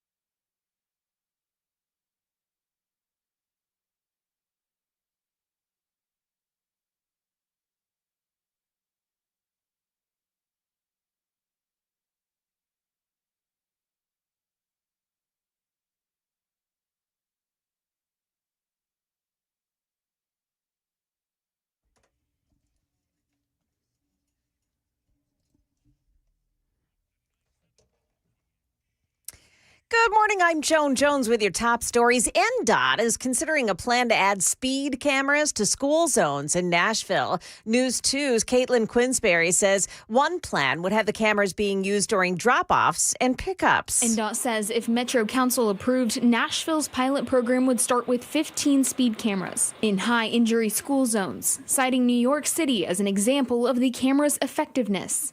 A before and after analysis between 2014 to 2020 found that speeding at fixed zone camera locations dropped 72%. The cameras would be in addition to the posted speed limit signs for these school zones and would only be active during arrival and dismissal to deter speeding. Metro Council would need to approve the cameras. There's new information about a crash on I-40 in Dixon County yesterday morning. It closed a stretch of the highway for a period of time. Police say that crash was caused by a wrong-way driver. A Toyota Sienna was seen driving eastbound in the westbound lanes of the interstate when it collided head-on with a Coca-Cola tractor-trailer. Now, the driver of the Toyota, 36-year-old Sebastian Mateo, died at the scene. His 17-year-old passenger was injured. Fire broke out at a homeless camp in Nashville overnight, and Metro Nashville police are saying a homeless person was killed. That homeless camp is located at Melrose Avenue near Nolensville Pike. No information yet on the cause of the fire.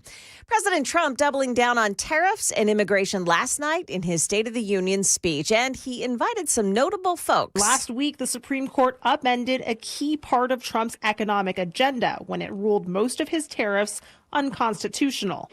Some Supreme Court justices sat just feet away from the president. An unfortunate ruling from the United States Supreme Court. Among the invited guests in attendance, Erica Kirk and the Olympic-winning U.S. men's hockey team. And a 100-year-old Navy veteran who received the Congressional Medal of Honor. That's ABC's Christiane Cordero. Also, Daily Wire went to George Washington University on Monday, the day before the State of the Union, to ask students to grade the president's performance. Most didn't even know that it didn't happen yet. Listen to this. What about the State of the Union last night? 1 to 10. It was like a 1 or 2. I mean, it was all over the place. I'm gonna give it a 1. And why do you say 1? I don't think he's very articulate. How did Trump do at the State of the Union? 0. Yeah, I didn't really watch it much. I watched it for a little bit, but turned it off. She didn't watch it for any bit. Oh, my goodness gracious. The Daily Wire noting that tuition at that D.C. university runs about $84,000 a year, but these students aren't even aware of what's happening in their own town. Do you know another thing we need to do, Joan? What's that? We need to do a news segment on Nashville's Morning News. You know that Matt Murphy has the whole nincompoops in the news? They qualify. We need to do the Tim Burchett A-hole of the day. Those assholes. And we need to, and Washington University students or whoever they were, that we've got to just, they would be today's winner, Those clearly. assholes. There you go. Yeah, it's George Washington University for you. But then remember, Joan. Yeah. When you curse on the radio. Yes. All you have to do is say, excuse me, and you're okay. Right. And push the dump button. Yeah. Sam. Market numbers brought to you by Beacon Capital Management, online at beaconcm.com. About a half hour before trading begins, and stock futures are all pointing up this morning. That is the latest news. Traffic and weather next. I'm Joan Jones. Do you know my favorite part of today's show, Joan? What's that?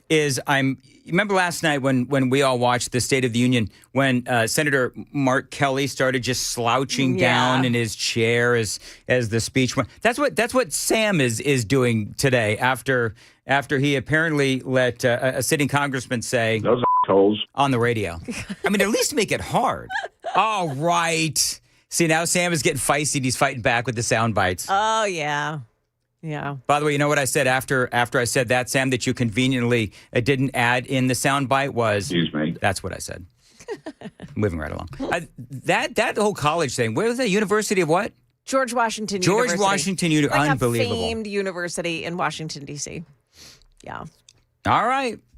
Their parents must be thrilled. Oh, they must be very proud of them. You'll notice, by the way, that not one of these, well-educated individuals said that Donald Trump was spot on. Yeah. Right? Yes. It's only the ill-informed leftists of the college that are like, Oh, he was terrible. He's not articulate and all of those kinds of things. So I didn't have the time to play the entire video, but at the very end, there was one girl that said, "Oh, hang on, I thought that's not till tonight." And the girl who was doing the interview said, "Yeah, you're right. You passed. You know, you got it."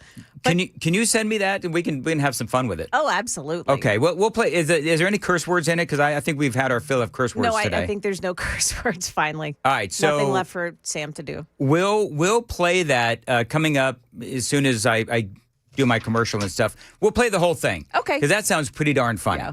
All right. It is 8:05 Nashville's Morning News on Super Talk 99.7. WTN. Dan Med is pregnant woman. Dan Med is here for my friend. My bad. I'm sorry. Oh, was that you, was Joan? Me. Yeah, Who was that? It was me. Yeah, Sam's pointing over his shoulder. It's her. You know what, Joan? Those assholes.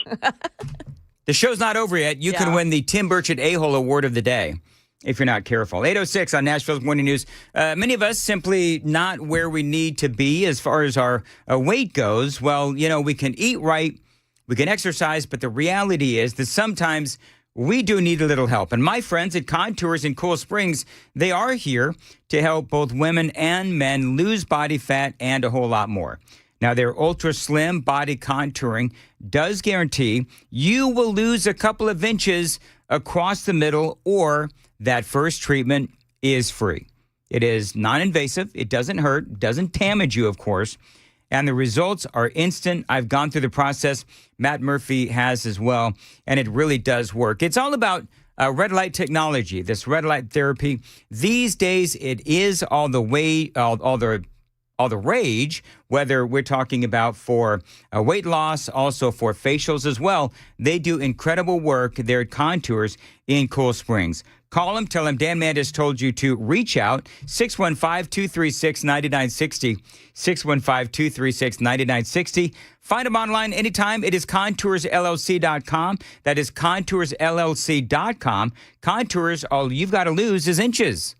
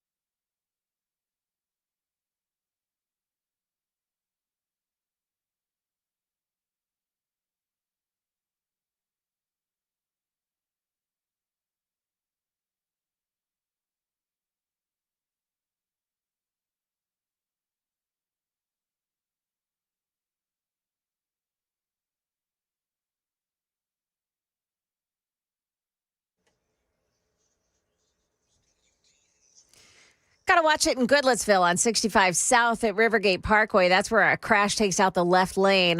Also, West Nashville on Charlotte Pike, west of I-40. That's the scene of an accident as well. Murfreesboro Pike in Glenview at Vultee Boulevard. There's a crash in Murfreesboro on New Salem Highway right at I-24. And then also on 24 westbound in Christiana.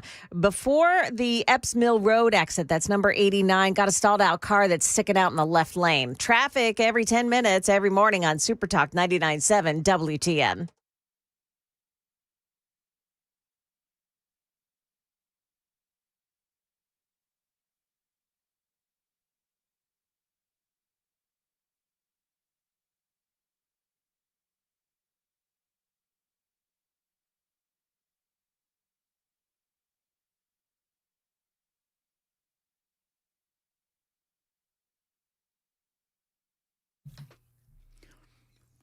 A10, Nashville's Morning News on Super Talk 99.7 WTN. Good morning to you, friends, and welcome on in to a Wednesday, February 26th. What's the date, Dan? You sound so white. February 25th of 2026. Yeah. I'm Elmer fudding my R's now. You heard me try to say the word rage, and I said wage. That is how tired I am this morning on Nashville's Morning News. Joan, you have sent me something. Yeah. So you titled it, You've Got to See This. This is the State of the Swamp. And this is one of the alternate events that we talked about this yesterday. This is one of the alternate events that the Democrats had. And you've got some Democrats in this theater. And a guy walks out. It looks like he's in a leopard uniform. I think it's actually a giraffe costume. Is that a giraffe costume? I could be wrong, but it looks like a giraffe costume. He's also wearing a bikini over the costume. Yeah. It's got sunglasses on. It looks really silly. Now, I don't know. Have you listened to this? I have. Oh, I hope there's no poopy words in it. Okay, so I'm not going to run the risk because we're probably already going to get in trouble, Sam. But what I'm going to do is this just shows you the lunacy of the Democrat Party. I went ahead and reposted it. So, this guy is in a giraffe suit and he's wearing sunglasses and it's just bizarre. Yeah. Like, who does this? But you also had Joy Reid out on the National Mall last night singing.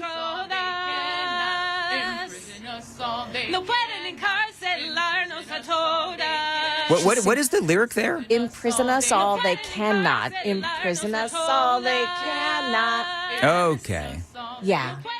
Well, I mean, people are looking on, going, okay. They're not a-holes. I mean, they are a-holes, but they're just, I don't even know how to describe, just cringy. That's how they protest. Yeah. Did they do this in the 60s? Like, I wasn't alive in the 60s. I should have asked Brian Wilson, but. You weren't alive in the 60s? I was born in 67. I wasn't aware. Yeah, okay. Yeah. So, but is it back in the 60s? Here's my question for super texters, all right? In all seriousness. Bring that up again, Joan. Play that Joy Reid music again. Okay, I'm going back to it. Give me a second here. So, in the 60s, when people were protesting and they were singing their songs and all this, was it considered cringy at the time? Like, were they considered cringy when they were, whatever protesting songs? Bring it up, up.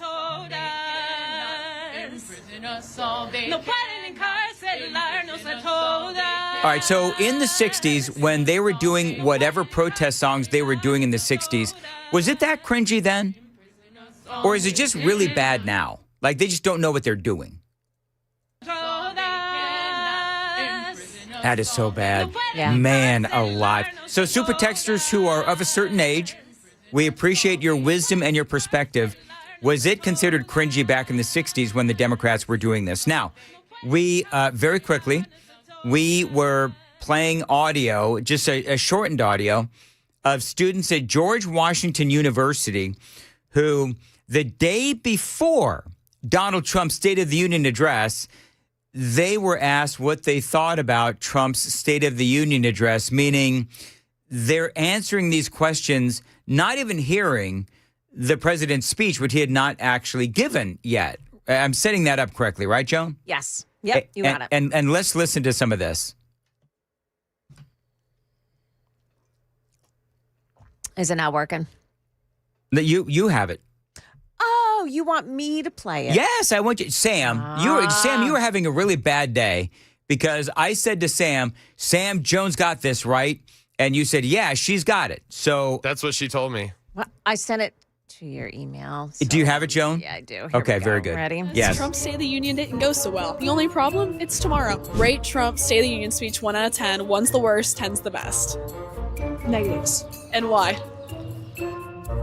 I think we all know a lot of reasons. Yeah. What about the State of the Union last night? 1 to 10. It was like a 1 or 2. I mean, it was all over the place. Probably just giving a 0. Gonna give it a 1. And why do you say 1? I don't think he's very articulate. How did Trump do at the State of the Union? 0. I'll be real, I didn't watch it.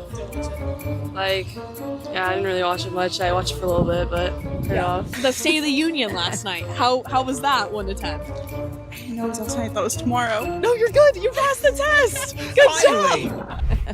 They found one person who knew. That's funny. Yeah. That is funny. And you know, the thing is, though, and as I said before the break, before the news break, you'll notice that all these folks are saying Donald Trump is terrible when he hadn't even given the speech yet. That tells you that they are predisposed to saying negative things about Donald Trump. Right. They can't help themselves, right, Joan? The one girl said, I watched it for a little while, but I turned it off. It was so bad. So she lied. Well, of course they lied. Yeah, they're lying. Of course they lied. All right, very good. It is 8:16. Time to check the roads on WTN.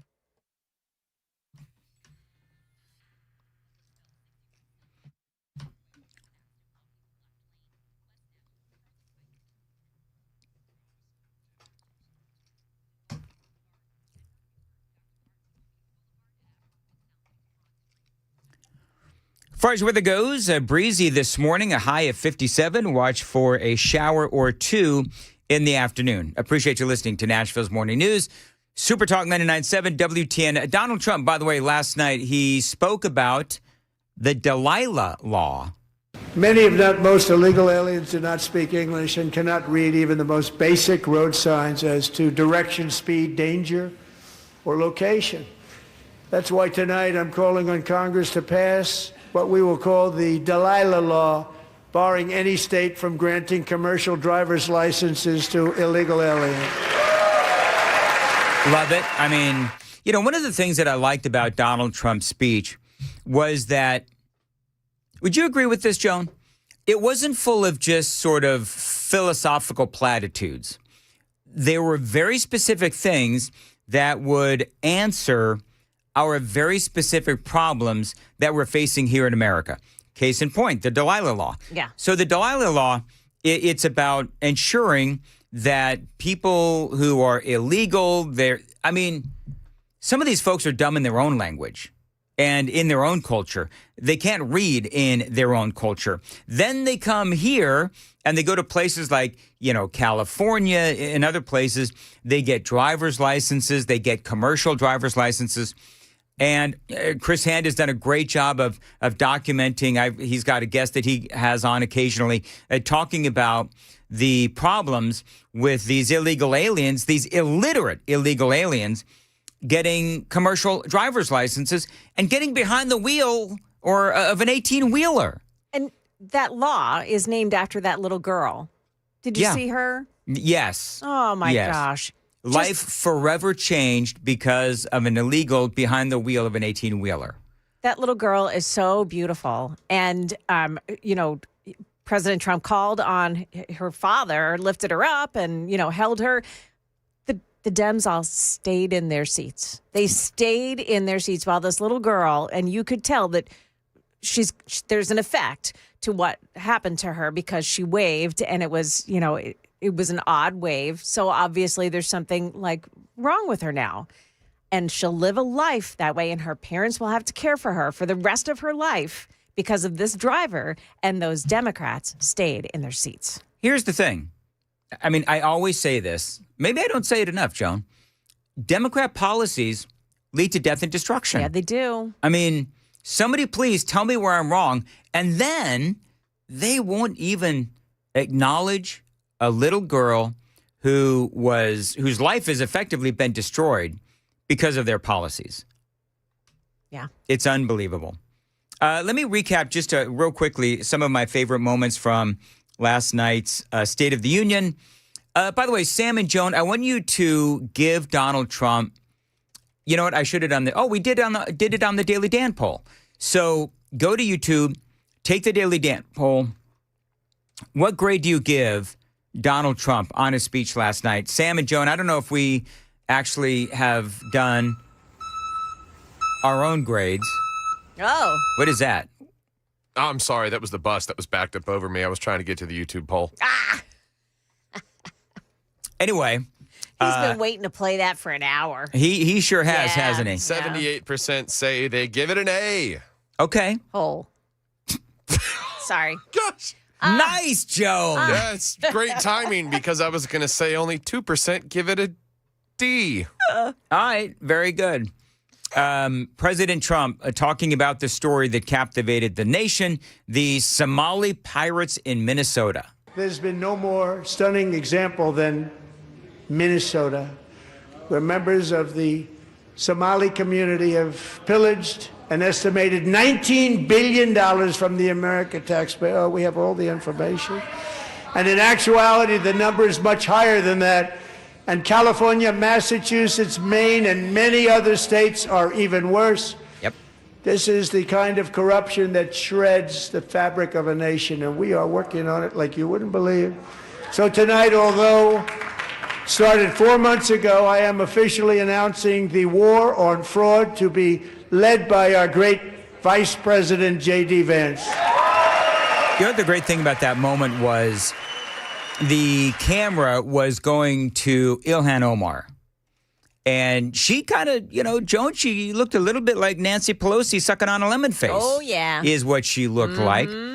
Of course, that story kind of, sort of, has faded from the headlines now. I want justice as a taxpayer. I know that we all do. And people are calling, with Ilhan Omar screaming back at the president. Some people are calling her a parasite. I don't know, whatever. I just think that she's an evil person. Yeah. I mean, I just bar none. I think that Ilhan Omar is an evil person. But, watching CNN after it was over, one of the things that they were hyperventilating over was the nationalistic nature of the speech. One of these idiots, I'm going to have to try to frame this correctly, and I'm really tired, so I'll probably fail. But one of these idiots on CNN was talking about how Donald Trump, talking about the greatness of America, so on and so forth. It's so jingoistic. It's so nationalistic. And Joan, Donald Trump clearly doesn't remember or won't acknowledge that we are on stolen land. Clearly. I'm just like, oh, are you kidding? Is it really? Is this what you're going to do? We are on stolen land or borrowed land or what? It's like, please just stop. And you know what? Anybody who says that, feel free. Wherever you live, you moronic CNN morons, idiots, give up your home. Just go find a Native American and just invite him into your home and you get the heck out. Yep. That's what if that's how you feel, figure out who was the original inhabitant of your lot in your county and go find somebody from that tribe and give it to them. It's very simple. Then you can hold the higher ground. And then you can move out of the country because we don't need you here anymore if you think it's stolen ground. That's exactly right. Yeah, speaking of lack of accountability, which actual accountability, did you see Omar get confronted about her statements about how white men are evil and all that? Oh, I never said it. No. Oh, yeah. Someone was trying to track her down. I did not catch the woman's name, but it's circulating this morning as she was either going to or leaving the State of the Union. Oh, was it the girl in the red dress? Yeah, she was confronted about her comments about white Americans and all that. And she said, I never said that. And she's like, we have you on video. Do you have the audio? Joan. Okay, hold on. We're going to play it. We're going to play it during the crisscross handoff. Okay. We'll play it during the crisscross handoff. It is 8:24 on Nashville's Morning News on Super Talk 99.7 WTN. Joan has the news coming up at 8:30. Joan. Yeah, coming up here in the news this morning, Dan, the plan to bring an ICE facility to Wilson County is now officially over. We'll tell you who's saying that. It's coming up at 8:30 on Super Talk 99.7 WTN. All right, thank you, Joan. 8:25 now on WTN, the Wellness Institute of Nashville. Really appreciate these folks. You know, when I came to Middle Tennessee, I was riddled with back and neck pain. They fixed me right up, and they've got a number of different ways that they can help you. They, of course, have spinal decompression. These days, they've also got the hydro wave. But right now, here in 2026, they are offering you 47% off non-surgical spinal decompression. And I got to tell you, this is a great deal. Go to their website, find out all about it, painisbad.com. That is painisbad.com. If you've got back or neck pain, sciatica, slit or bulging spinal discs, herniated discs, spinal stenosis, numbness or weakness in the arms and legs, fingers and toes, they can help you, again, with non-surgical spinal decompression. They can help you a number of different ways. You can experience robotic lasers, anti-gravity machines, cryo machines, stem cell stimulation machines, all right here at the Wellness Institute of Nashville, painisbad.com. And, of course, that phone number is 615-246-5009. This is why Dr. Mitchell is my doctor. He should be yours as well.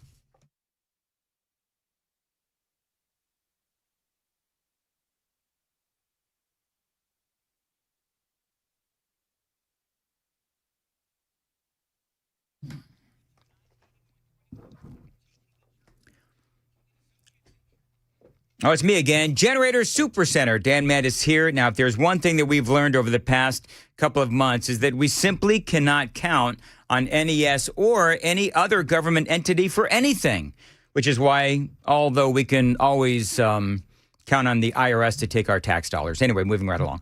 So I got to tell you, I'm reaching out to my friends at the Generator Supercenter to start figuring out my needs as far as a backup home standby generator. Now, what I love about the Generator Supercenter is they can provide you with a backup home standby generator. And what they do is when the power goes out, your power is going to turn right back on because of these fantastic generators. So if you've been talking about these backup home standby generators with your family, talk about it with the pros at the Generator Supercenter, the nation's #1 Generac generator dealer.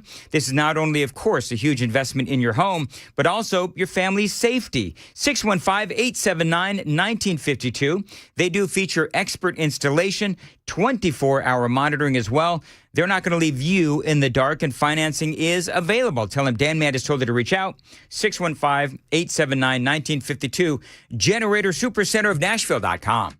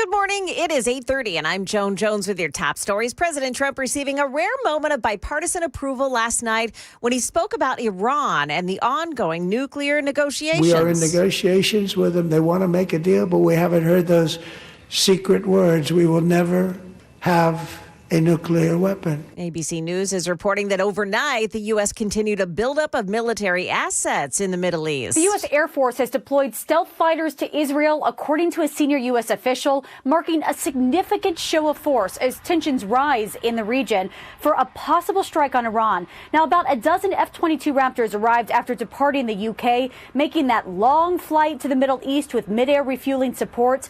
The fighter jets reportedly flew without active transponders, signaling low visibility movement of high-end U.S. military assets. That is ABC's Nicole D'Antonio. The Rutherford County Board of Education voted unanimously last night to end the district's contract with one of its largest school bus providers.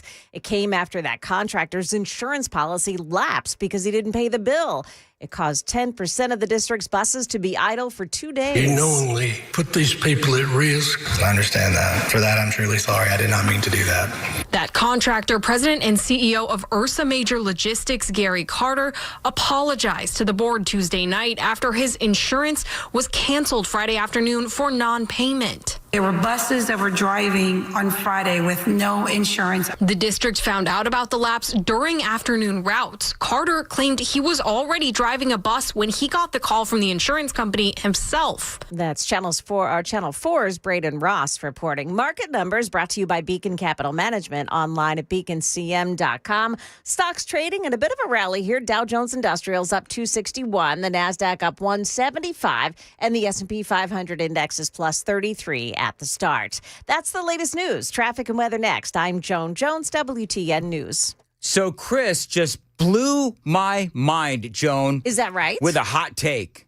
Oh, okay. Are you going to share that during the Chris Cross handoff? Absolutely not. Yes, you are. The show starts at 9, Dan. Then I'm going to steal it. Okay. Then I'm going to steal your hot take. I knew I shouldn't have told. Every time I have a good hot take, that's exactly right. Dan swoops in and makes it his own. Every time Chris Joan has a hot take, I swoop in and make it a lukewarm take. Like earlier in the show. Perfect. I was willing and ready to label the Democrats a-holes the whole time, but it's your show that just steals my take. Well, in fairness to me, it wasn't me. It was holes. Tim Burchett. Touche. 8:33 Super Talk 99.7 WTN. You know who I was able to see once again yesterday was Salem from Brentwood Jewelry. Always love running into him. He was at our event last night at the Stake of the Union. Always great to see Salem. Brentwood Jewelry, 7012 Church Street East, located in the heart of Brentwood, just off Franklin Road.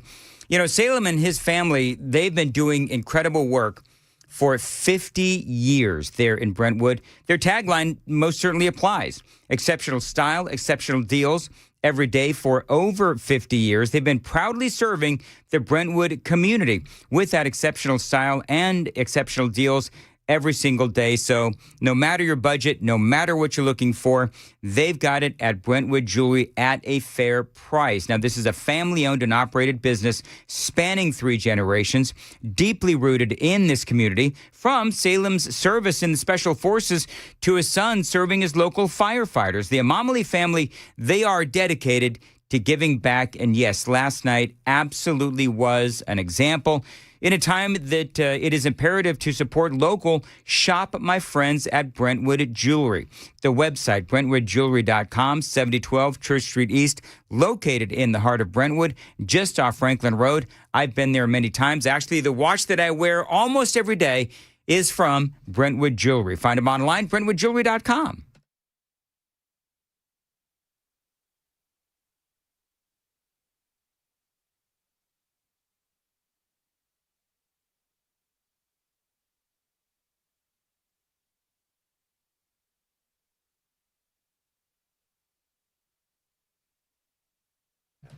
.834 Super Talk 99.7 WTN. Dan Mandis here. You know, as a lifelong dog owner, I've seen all kinds of behaviors with my animals, and I'm sure that you have too. Well, if you've got a dog that needs some behavior training, my buddy Jeff and his crew out of Ridgeside K9 Nashville, They can help you. I do call these folks the dog whisperers. They've helped thousands of dogs and their owners over the last 25 years solve behavioral issues.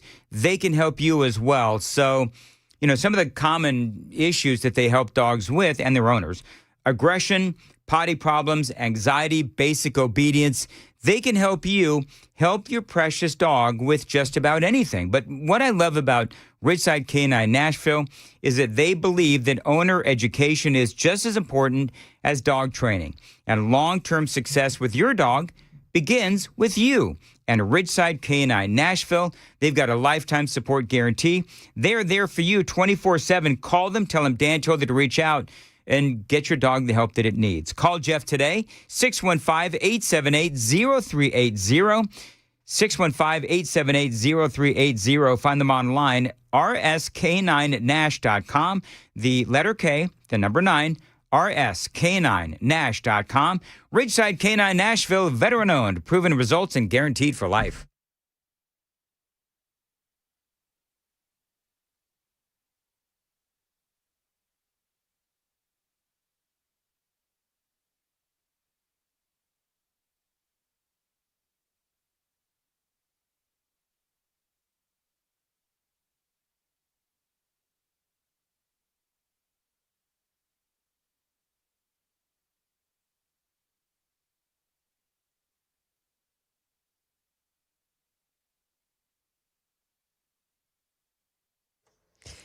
In Hendersonville, Vietnam Veterans Boulevard, the westbound lanes before Gallatin Pike, there is a crash reported in that spot. 40 westbound in Hermitage at the Davidson-Wilson County line. There's an accident there as well. 65 south in Goodlettsville at Rivergate Parkway. The left lane is blocked off by an accident. In Glenview, Murfreesboro Pike at Vultee Boulevard, there's a crash scene. And one more in the Arts District at Rosa Parks Boulevard and Church Street. Traffic every 10 minutes every morning on Super Talk 99.7 WTN.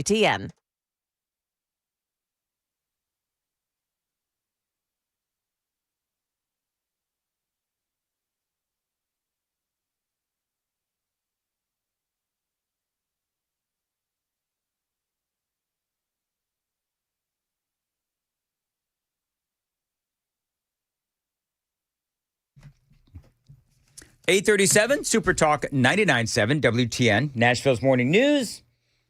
And I don't know, you're bopping your head back and forth, Chris Hand. Is this bumper music something that I should care about? Probably not. Okay. It's Lil Wayne, right? No. DJ Paul. What is it? DJ Paul. You ain't from my hood. Oh. Whatever. Then Wayne sampled it. I have Pop Me a Perk and Smoke Me So Loud stuck in my head. Hey, I want to say, oh my gosh. I'm just. That's Alrighty. That's from the song. What was the lyric of the song? Pop me a perk and smoke me so loud. A Percocet. And smoke me some loud. Yeah. What is loud? It's just like good weed.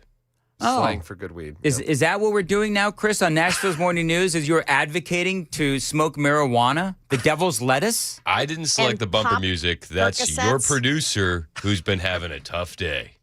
Yeah, you know what? He's going to need some Percocet or some weed by the time this show gets over with. He's been having a hard go.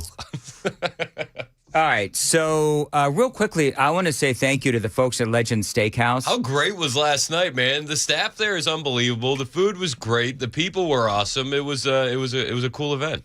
It was sold out, and we actually had people popping in who couldn't stay for the entire event, but just pop in to say hello. And we had like half the restaurant, and I swear at least half of the other half of the restaurant were WTN eavesdroppers. Oh, maybe, but it was a great event. It really was. So, special thanks to our buddy Paul Winkler, who, one of the big sponsors. DJ Paul. Yes, DJ Paul.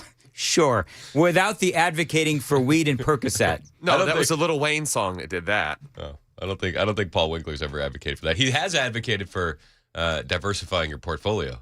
And that's helped me out. Well, I don't know about you. Whatever. Moving right along. So, anyways, I want to go through this again. I played this earlier, but Harry Enton, CNN, calling out the Democrat Party as a total clown car as they look at what is going on in 2028 for the Democrats at the top of the ticket. Listen. So we see Governor Newsom. He's got a book, I think, which actually publishes today. He's in the middle of the fray of possible Democratic contenders. So what do the polls say? Yeah, they're all running, and this is just a downright clown car at this point on the Democratic side. I mean, just take a look here.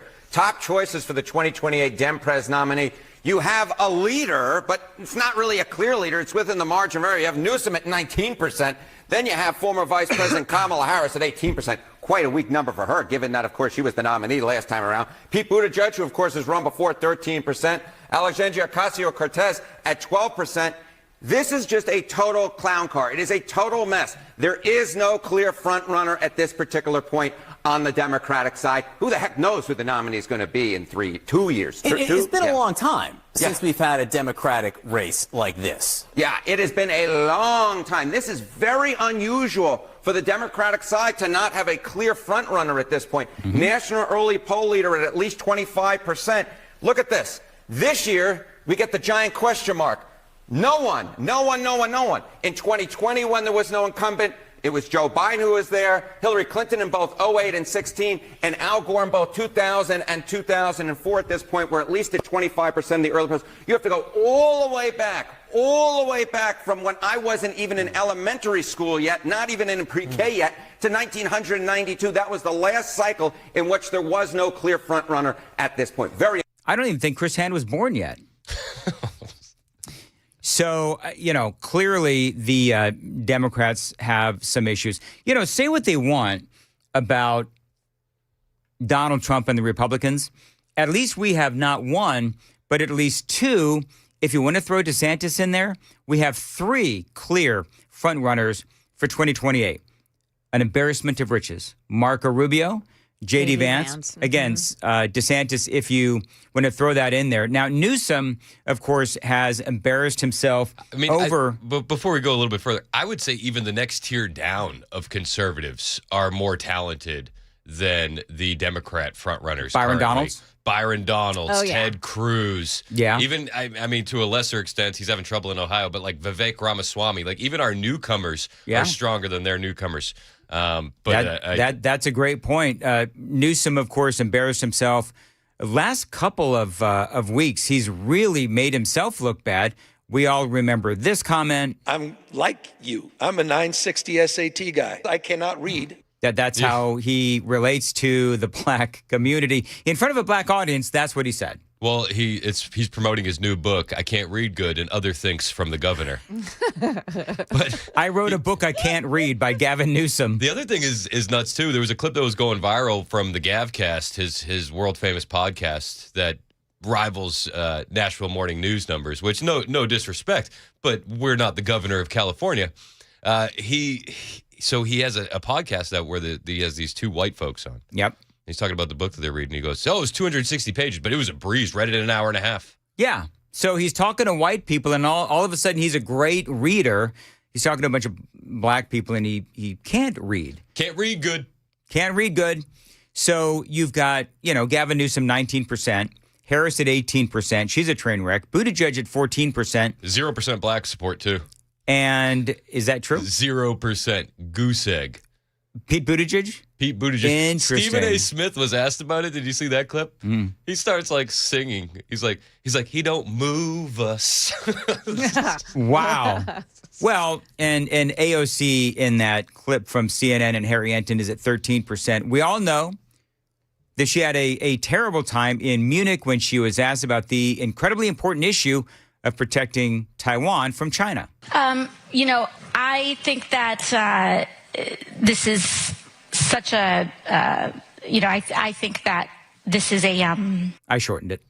I think we all got the gist of it. So maybe they would like John Fetterman, who wore a suit last night. Whoa! Did he really? He did. He wore a suit. He had a minute with the president where he spoke to him, shook his hand, spoke to him. Right. And he's got some really good ideas. He can't express them all the time very well. Right. But he does have good ideas, and he is a reasonable human being. Well, but he also doesn't think good. He's thinking better and better. It doesn't come from here out here. from head to mouth. Like, Right. But he lost a lot of the Democrat Party. he did. Well, that's going to be the question about Fetterman is he going to get primaried? And if he does, what's going to happen? I would think that people of Pennsylvania, John Fetterman is such a genuine and likable guy. And as Joan said, reasonable. So if they primary John Fetterman and he loses, I think that all is lost for the Democrat Party. I mean, I already believe that it is anyway. But this brings us to my take, which is one of the biggest takes of the day. Mm-hmm. And everything that I took away from the State of the Union led me to this. Abigail Spanberger is the most dangerous Democrat in America. Well, I want to just play this cut one more time. But here in Virginia, I am working with our state legislature to lower costs and make the Commonwealth more affordable. I mean, I've spoken about this a couple of times today. Was Matthew Hurt, who lives in Virginia, 51 new taxes is what she wants to implement. But, you know, dog walking, dog grooming, Uber Eats. I mean, go down the line. New city and county taxes everywhere. I'm shocked dog pooping wasn't on there. There might be. There was a firearms tax, an ammunition tax. They actually are going to be passing a new law where you have to be 21 to possess a firearm. Yep. But you can get around it if you are in the presence of an adult, which, as defined by Virginia state law, is someone who is 18 years or older. So if you're under 21, but you're with your 20-year-old buddy, you're good to go. That makes no sense. It makes none. No sense whatsoever. But the reason why you think Abigail Spanberger is the most dangerous Democrat in America is... She's Gavin Newsom without the stink of California, and I don't think that she is long for Virginia. I think that she is going to be the VP pick for the Democrats. I think her aspirations are higher, but I think that that's probably her ceiling for now. And I think that when we get to 2028, it's going to be blank Spanberger.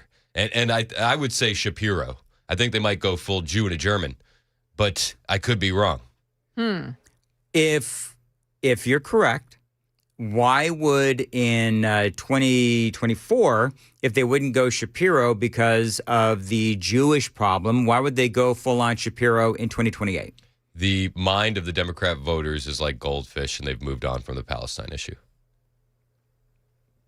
Yeah, that's a lot. You think so, Sam? It's a lot of why like other Pennsylvanians were upset with Fetterman was his stance on Israel.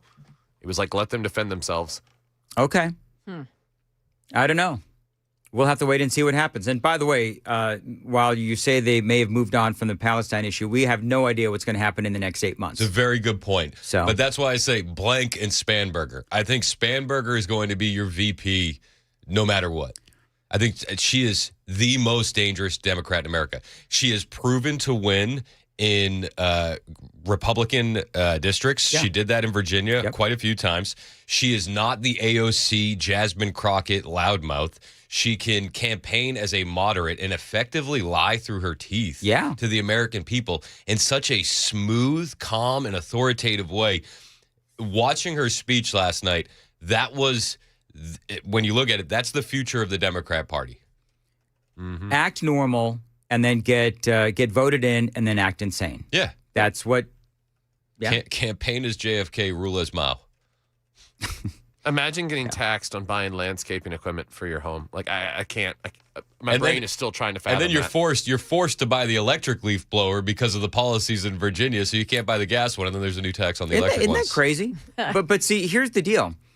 You're right, but when the presidential campaign really starts heating up, we will have a record of what Abigail Spanberger has been doing in Virginia. So. But my thing is, though, is that Youngkin set her up for a good deal of success. And while she's raising taxes on her citizens, they're not going to be in like a budget shortfall. They're not going to have money issues. It's not going to look like New York City and Zohran Mamdani.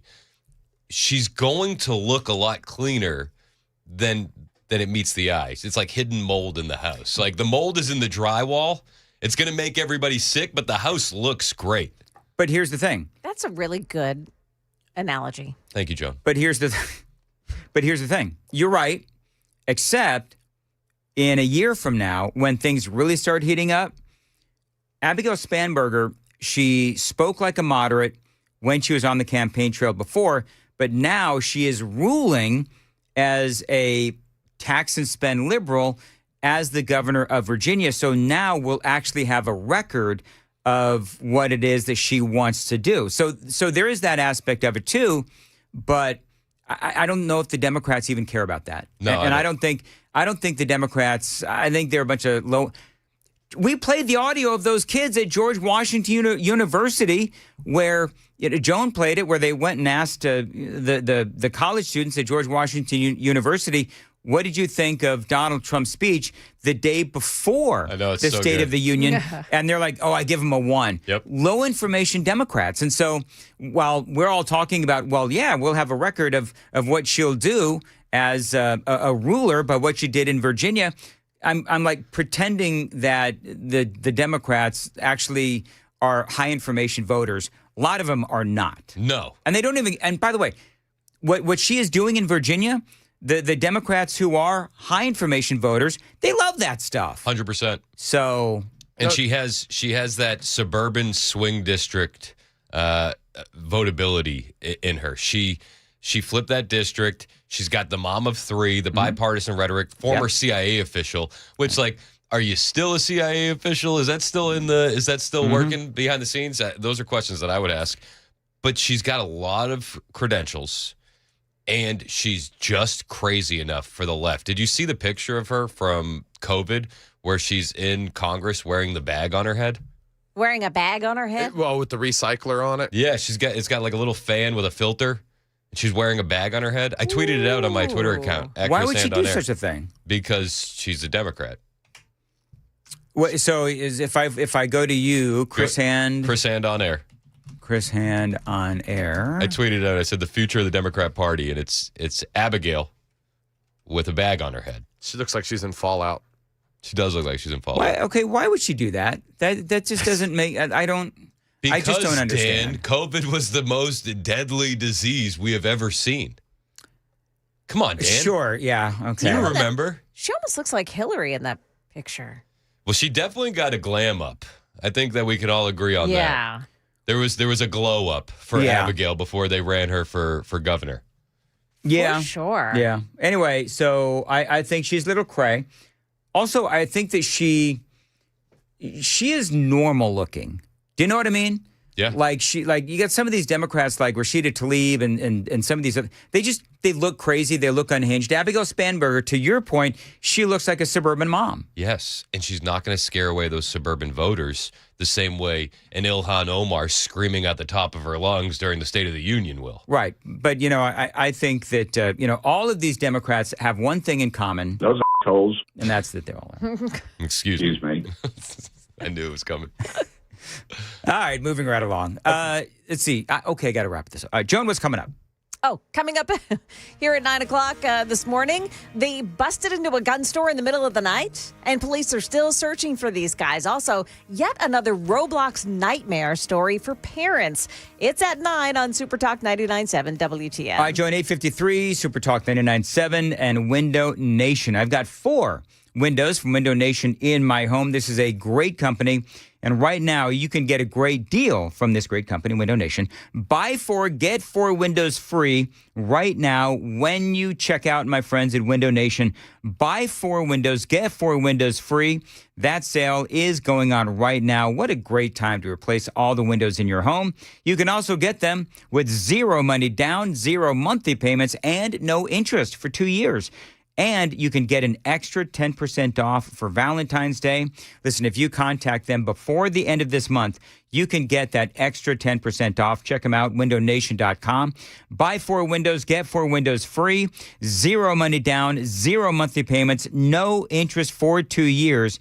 And yes, you get that extra 10% off. Window Nation has a 96% customer satisfaction rating and over 45,000 5-star reviews. Find them online, windownation.com.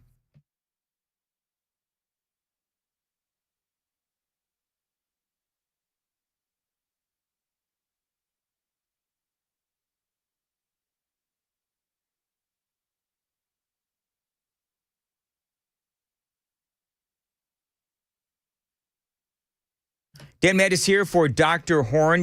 Vision for Life, they're celebrating 20 years of 2020. Since 2005, Dr. Jeff Horn has provided thousands of patients 20/20 or better vision. Dr. Horn's expertise and dedication have made him a leader in cataract, LASIK, and other vision correction surgeries. Dr. Horn's commitment to providing the best possible patient experience, in addition to the most advanced technologies in vision correction, has made Vision for Life one of the premier vision correction centers in the world. Now, this is where I went for my vision correction procedure. You should check him out as well. Find him online. And again, this is a great company, 615-436-2020. Visionforlife.com is the website, visionforlife.com. Tell him Dan Mandis told you to reach out. Again, 436-2020.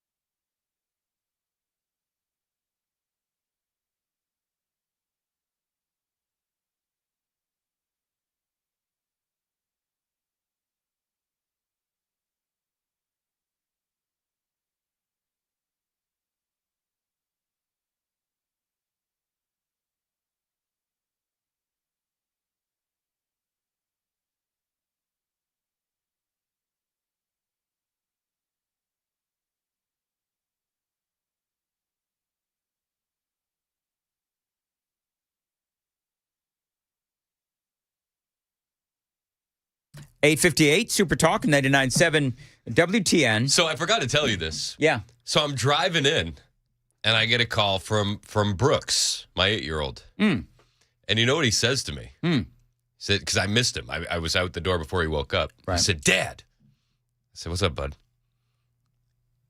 Did anybody color on Dan's head last night? No, but plenty of people brought markers. So I said that. I said, no, buddy, not last night. He went, why not? Because Dan wouldn't let them. I think it was more because Murphy and Hand let Dan have an out. There was a moment there where if me and Murphy had laid the pressure on, yeah, Dan would have had a colored dome piece. Do you know what's funny about that? You say that, Chris, yet all through high school, I got all through high school without acquiescing to the drug use, the rampant drug use that was happening in my high school because I listened to Nancy Reagan and I just said no. So you think I'm gonna allow you and Murphy show to pressure me into getting my head written on with Sharpie at an event. Now that I'm 58 years old, I'm stronger than that. I'll say the same thing to 58-year-old Dan that I would have said to high school Dan. Yeah. Would have been a lot cooler if you did. Yeah, walking around with things written on my forehead. Yes, I'm sure I'd look really cool. I thought you would have looked sick. No, that's okay. Although, you know what? Somebody actually came up to me and said, hey, what if I drew a Donald Trump silhouette on your forehead? Ooh, I like it. You know what? I'm telling you, for charity, we can have that discussion. I think it's one of those things that we have to save something for the next event. Sure. Something to look forward to. Sure, Joan. Also, everybody was upset that Joan Jones didn't show up. Yeah. Half the audience was there for Joan. That's not true. It was They were there to see you guys. Like I would say 75 to 80% of the people there came for Joan Jones. Yeah. Some wore black because Joan Jones wasn't there. Yeah, it's true. All right. Chris Hand, real quick, what do you got? We're going to talk about Abigail Spanberger. I'm going to break down her resume, talk about why she is the most dangerous Democrat in America. That was my big takeaway from the State of the Union last night. We'll also be asking for your big takeaways and playing the greatest moments from the speech. All that and more on The Chris Hand Show. All right, see you tomorrow.